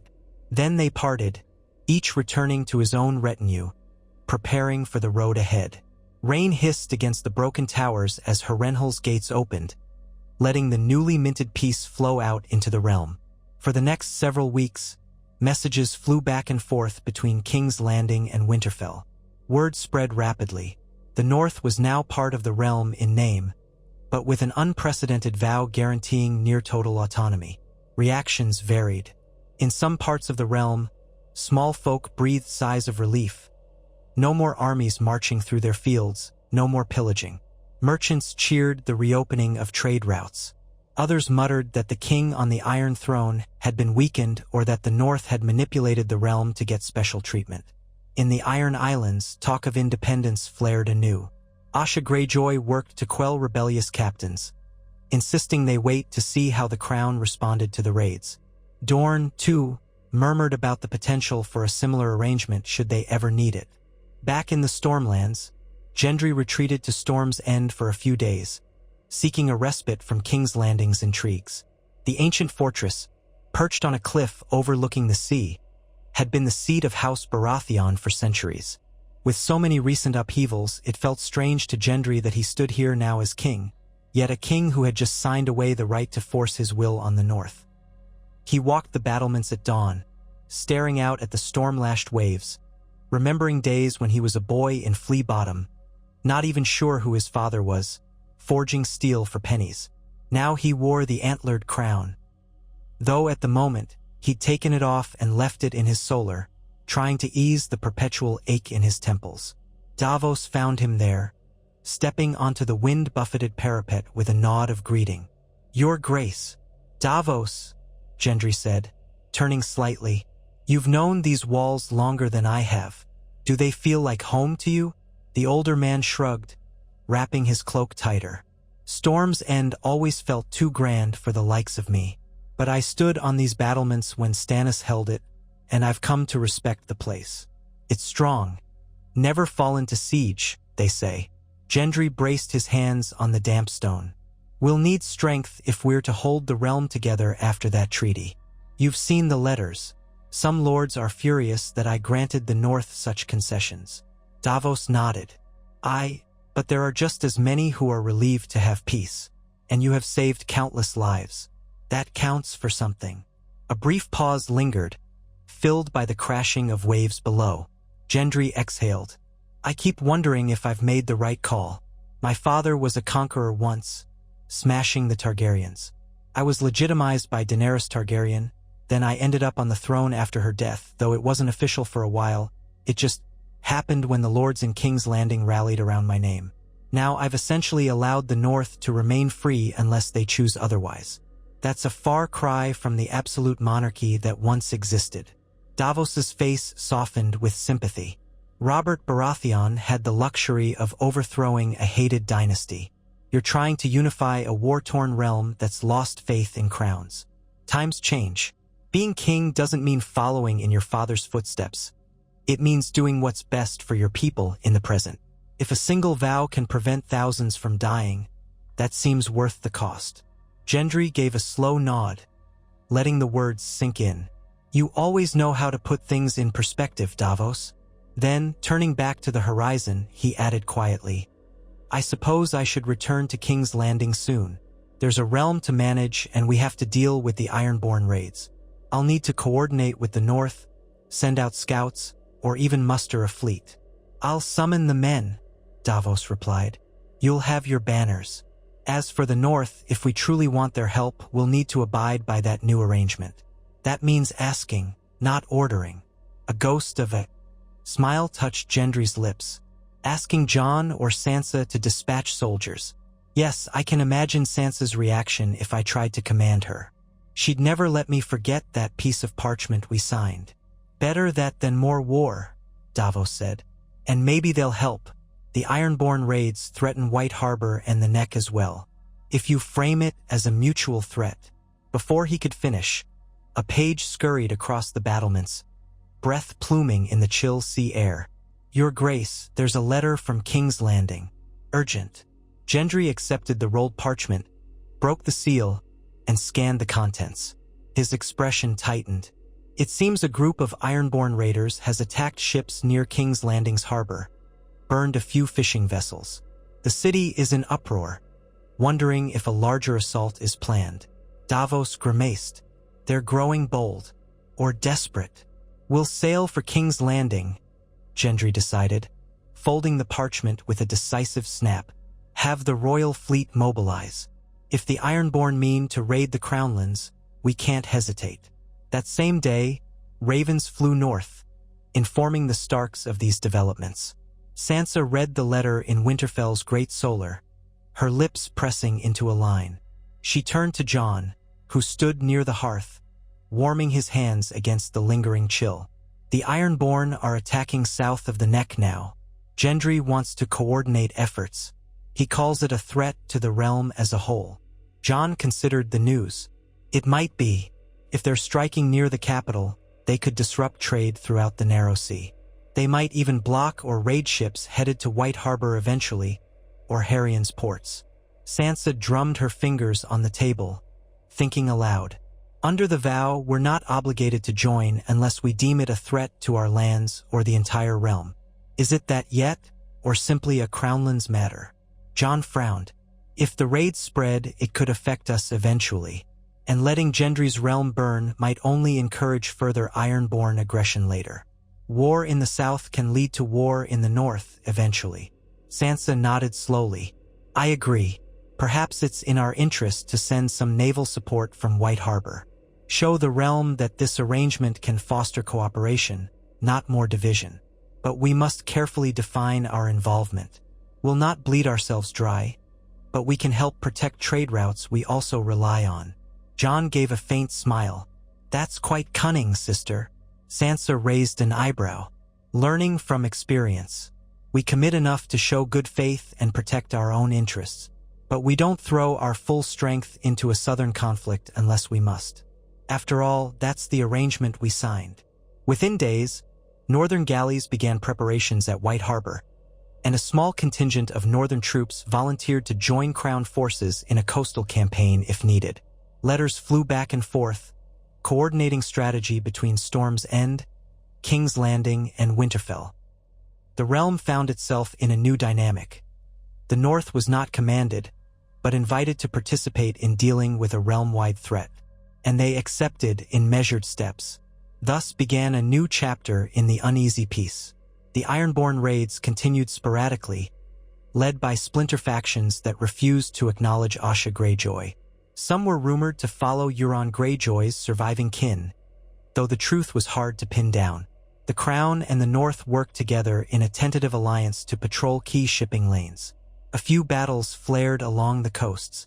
Gendry sailed with the royal fleet personally at times, wielding his warhammer in boarding actions against raider ships, determined to prove he was not a soft king hidden behind castle walls. Northern ships, commanded by a Manderly captain, coordinated with him, forging a sense of mutual respect. Though these skirmishes never erupted into a full-scale war, they demonstrated something remarkable. The vow had not crippled the realm's ability to unite against a real threat. Instead, it provided a clearer set of conditions under which the North would stand with the Crown. Merchants and fishermen, grateful for the renewed safety of their routes, praised the new arrangement in King's Landing's taverns. Even some of the more cynical lords began to see that the Northern vow might not be the downfall of the Iron Throne after all. Gendry took note of these shifts in sentiment whenever he sat the Iron Throne in the Red Keep, though he still found the seat as uncomfortable as ever. The jagged metal pressed into his back, reminding him of the old stories that a king should never sit easy. But now, at least, he had fewer nightmares of open rebellion. The tension with the North was replaced by an armed partnership against the Ironborn threat. And though not all problems were solved, Dorne still watched warily. The Vale maintained its distance. There was a sense that the realm might finally be edging out of perpetual conflict. In Winterfell, Sansa held council with her lords, charting the future of an independent North that was still nominally tied to the Iron Throne. She took care to maintain strong alliances with smaller northern houses, encouraging improvements to roads, fostering trade with the Vale and the Riverlands. She knew it was a delicate balance. Too much cooperation with the South, and northern lords might suspect she was betraying their independence. Too little, and the vow might become meaningless. But she managed it deftly, leveraging what she had learned in King's Landing's courts and from the tragedies that had befallen her family. Jon traveled sporadically, sometimes visiting the coastal fortifications around White Harbor to check on the naval operations, other times riding as far as the Neck to meet with southern envoys. He continued to feel out of place in the halls of power. Yet he was driven by a sense of responsibility, haunted by the knowledge that there were still threats beyond the realm. Wild rumors of stirrings in Essos, or whispers of magic to the far north. Ghost remained his constant companion, a reminder of simpler loyalties. Occasionally, Jon thought of Daenerys Targaryen, recalling how her quest for the throne had ended in flame and blood. He had ended it himself out of necessity. Now, ironically, the realm was under the rule of Gendry Baratheon, the legitimized son of Robert, and the north was more separate than it had been since Aegon's conquest. Would Daenerys have approved? Perhaps not, but he hoped she would at least have appreciated that the realm was inching toward peace. He often wondered if she had truly wanted to break the wheel. Maybe in some twisted way that dream was coming to pass, just not through fire and blood, but through compromise and a vow that changed the relationship between the crown and its vassals. In King's Landing, as the months passed, Gendry oversaw the continued reconstruction of the city. Many parts still bore the scars of Daenerys' dragonfire. He worked with architects, builders, and laborers, allocating coin from the royal treasury to rebuild damaged streets, to ensure the poorest neighborhoods like Flea Bottom had access to clean water. The faith of the Seven remained watchful. Some septons grumbled that Gendry needed a queen to solidify his line and produce heirs, but he resisted being rushed into marriage, aware that any match would carry enormous political implications. Rumors circulated that perhaps he would wed a woman from the Reach to secure that region's loyalty, or from the Westerlands to calm those newly powerful houses. Some even whispered about a renewed possibility of a union with the North, though after Arya's refusal of his proposal once upon a time, Gendry doubted any such path existed. He found his mind wandering, on lonely nights, to fleeting memories of Arya. But that was in the past. She had her own life and he had the throne. If anything, he might have to accept a more conventional political marriage. So the seasons churned forward. The arrangement with the North endured, tested by smaller crises but never fully broken. The realm, tired of war, seemed to warm, albeit slowly, to the idea that there could be different ways to keep the Seven Kingdoms tied together, even if one of those kingdoms was half absent by choice. Over time, even the hawkish lords began to see that the North was not encouraging secession elsewhere, nor undermining Gendry's rule. Instead, it functioned as a safety valve of sorts, a living testament that the crown must respect the autonomy of its constituent lands, or risk losing them. A year after the Treaty of Harrenhal, an extraordinary event took place in the capital. The king on the Iron Throne formally invited representatives from Winterfell to attend a royal ceremony commemorating the rebuild of the Dragon Pit. Once a ruin, now repurposed as a large amphitheater for public gatherings, no longer for dragons. Jon and Sansa decided to send a small delegation to show goodwill, to prove that the vow had not made them enemies. They arrived without the pomp of kneeling lords, but with polite acknowledgments and a small honor guard of northern soldiers. For many in the city, it was their first glimpse of peaceful cooperation between King's Landing and the North since the short-lived alliance under Daenerys Targaryen. The day of the ceremony was bright, with a crisp wind blowing off the Blackwater Bay. In the newly restored Dragon Pit, banners of black and gold fluttered for House Baratheon, while a single banner of the Dire Wolf represented the North's presence. Gendry stood on a raised platform, delivering a speech about the city's rebirth, about how the realm had faced dragons and the dead, and how they could move forward united in purpose.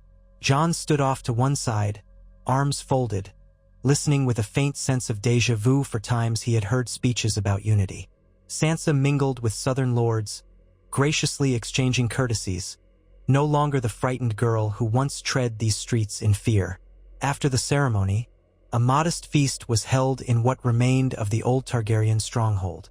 Jon slipped away from the main crowd, weary of courtly chatter, and ended up on a small terrace overlooking the city.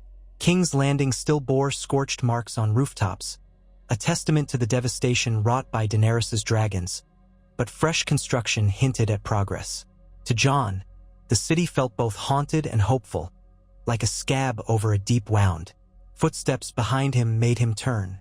Gendry stood there, wearing a simpler tunic now that the formal ceremony was done, his posture a bit less guarded. The years of rule had deepened Gendry's presence, though he still had the air of a man more comfortable in a forge than a throne room. They exchanged a brief nod. "Quite the ceremony," Jon said quietly, glancing back at the cityscape. Gendry sighed, leaning on the stone balustrade. "Ceremonies, never thought I'd be giving them when I was just a blacksmith's apprentice. Sometimes I think the world's gone mad." Jon offered a small, humorless smile. "We live in a realm that's had more wars than feasts. A bit of peace feels strange." Silence fell. They listened to the distant hum of the city, the calls of vendors, the braying of mules. Gendry spoke again, voice subdued. "I want to thank you, and Sansa, and Arya. The vow we swore, hardly a day goes by I don't think about it. But the realm is healing, slowly. People aren't starving. The roads are open. The North and the Crown have begun to trust each other. Just a little." Jon nodded. "I was uncertain if it would hold. But as you said, people have had enough of war. Even the proud lords realize that if they keep fighting, there won't be much left to rule." A pause, then Gendry added, "I wonder if our fathers, Robert and Ned, would have found a similar arrangement if things had gone differently." Jon considered that. Maybe. They were close enough to call each other brothers in spirit. But the times shaped them differently, and ambition or Lannister gold or other intrigues got in the way. They fell silent again. It felt almost as if they were old friends, or men who had journeyed along diverging roads and somehow found themselves standing on the same vantage, gazing out at a wounded realm trying to mend. In a sense, they were each other's shadow. The blacksmith king and the bastard-turned unwilling leader of the North, both forced by fate to shoulder burdens they had never sought. Soft footsteps approached, and they turned to see Sansa stepping onto the terrace, her cloak stirring in the breeze. She offered a measured smile to Gendry, then nodded at Jon. "So this is where you're hiding." Jon dipped his head in apology. "I needed a moment. The feast is crowded." Sansa's eyes flicked from Jon to Gendry. "I won't intrude. I only wanted to let you know the carriages are prepared whenever you're ready to depart." Jon, "We'll likely head north before sundown. The roads are better traveled in daylight." Gendry straightened. "Leaving so soon? I thought you might stay a night or two in the Red Keep." Sansa's expression remained polite. "We appreciate the offer, Your Grace, but the North calls us home. We have much to manage." Gendry accepted her refusal without argument, though he seemed faintly disappointed. "Very well. Safe travels, Lady Stark." He hesitated, then added, "We should speak again soon. There are some trade matters that need settling. The King's Council might propose a reduction in certain tariffs at White Harbor in exchange for cheaper grain shipments to the Crownlands." Sansa offered a small curtsy, acknowledging the businesslike tone. "We can discuss it by Raven. Or you may send a representative to Winterfell. We'll hear them." As she turned to go, Gendry asked quietly, "Lady Sansa, are you content with the vow? Are the Northern Lords content?" "I meant what I said. I'm trying to keep it." Sansa studied him a moment, her cool gaze unwavering. "We are content enough for now. We have no illusions that every crisis can be smoothed over. But so far, the arrangement has spared us a far worse fate. The North thanks you for honoring your word." With that, she departed, leaving Gendry and Jon alone again. A swirl of wind carried the faint scent of salt water from the bay. Gendry pursed his lips. "She's formidable." Jon gave the slightest hint of a wry grin. "That she is. She learned the hard way to trust no one who sits on a throne. No offense." "None taken," Gendry murmured. "I barely trust myself sitting on it." They shared a quiet, companionable silence. Then Jon clapped Gendry lightly on the shoulder, a gesture of farewell. "Until next time, King Gendry. May we keep the peace." Gendry took Jon's forearm in a firm grip. Until next time. Safe journey, Jon Snow." And so Jon left the terrace. Gendry lingered a while longer, watching the Stark retinue make their way out of the dragon pit, heading toward the city gates.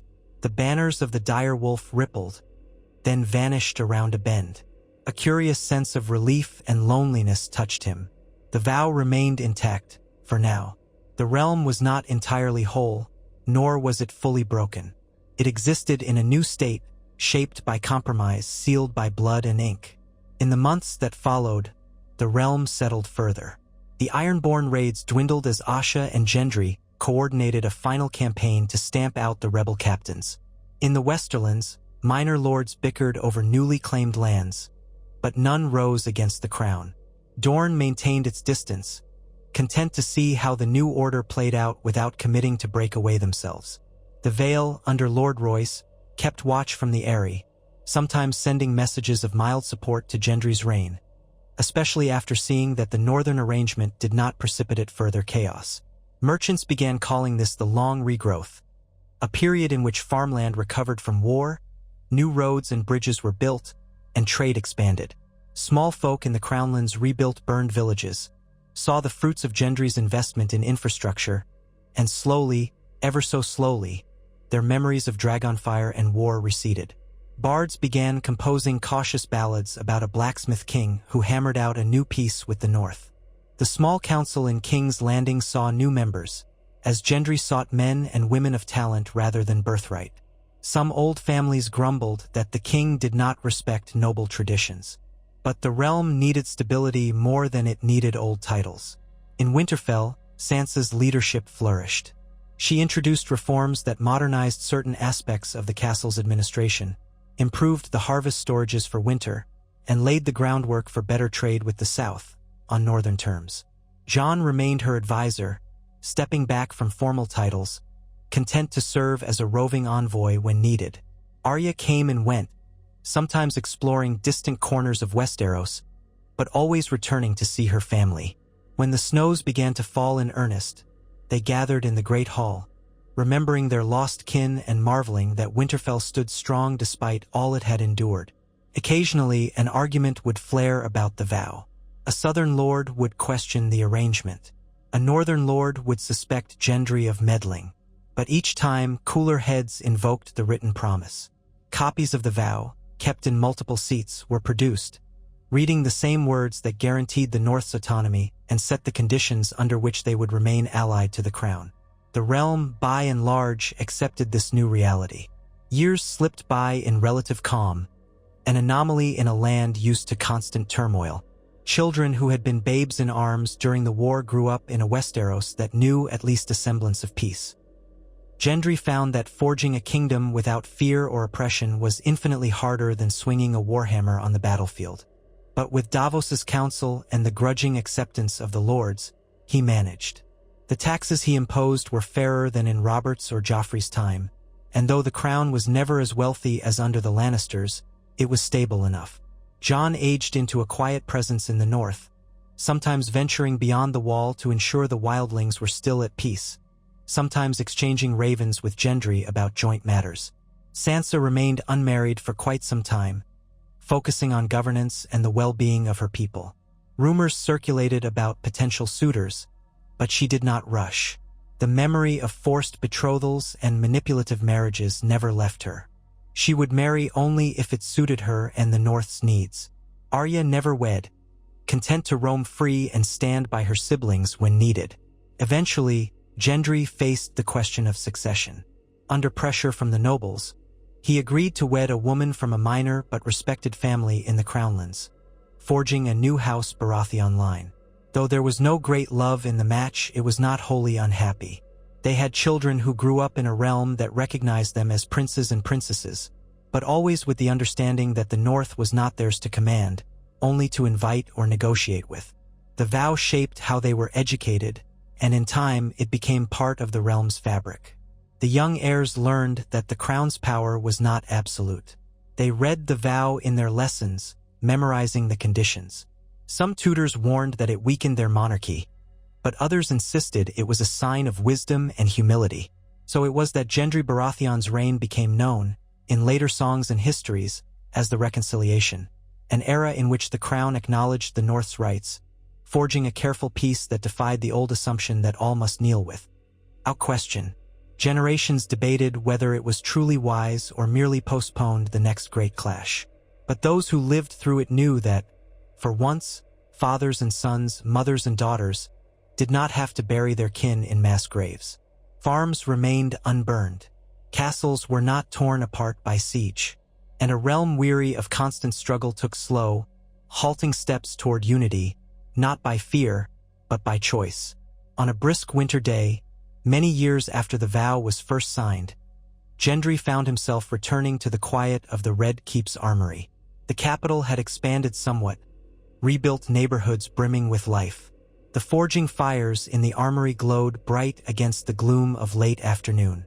Gendry asked the smiths to leave him for a while, wanting to feel the heat of the coals and the weight of a hammer once more. He shrugged off his kingly attire, rolled up his sleeves, and selected a piece of steel to work. The metal glowed red-hot in the forge. With strong, steady blows, he hammered the steel, remembering the simpler satisfaction of shaping something tangible with his own hands. Each strike rang out, echoing against the stone walls. The tension in his shoulders eased, replaced by a sense of calm purpose. When the steel flattened to the shape he desired, a rough horseshoe, he quenched it and set it aside, letting the sizzle fill the silence. He lifted his gaze and saw the reflection of flames in the polished metal of a nearby shield. He thought of Robert Baratheon, who had once bested a Targaryen prince on the battlefield. He thought of Daenerys, who had tried to break the wheel with dragons. And he thought of Jon Snow, who had turned away from the throne altogether. In the end, Gendry had found a path somewhere between all of them. Neither the conqueror nor the unifier by fire, nor the reluctant heir who walked away. He was the blacksmith king who had hammered out a new shape for the realm. Sweat trickled down his brow. He took a moment to wipe it away, then returned the hammer to its hook on the wall. The vow lived on, shaping each generation to come. And though no one could say if it would last 100 years or 1,000, for now it held, forging a realm less hungry for war. That would have to be enough. Outside, the wind blew across King's Landing's towers, carrying the distant sound of seabirds. Far to the north, the Stark banners rippled in a cold breeze. But their people did not march south in anger. Instead, they built, they hunted, they thrived. And in a world that had so often torn itself apart, that alone felt like a hard-won victory. So ended the war that had nearly erupted when Gendry Baratheon first claimed the throne, forcing Jon Snow and the North to stand apart. The swords had clashed. Men had died in the mud of the neck. The realm had teetered on the brink of another cataclysm. But in the end, with desperate compromises and an unprecedented vow, Westeros found a new balance, fragile, imperfect, yet undeniably real. In the annals of history, maesters would write that it was the time the realm learned that sometimes the fiercest forging does not come from dragons or warhammers alone, but from the willingness to yield, to bend without breaking, and to shape a better future out of the twisted metal of the past.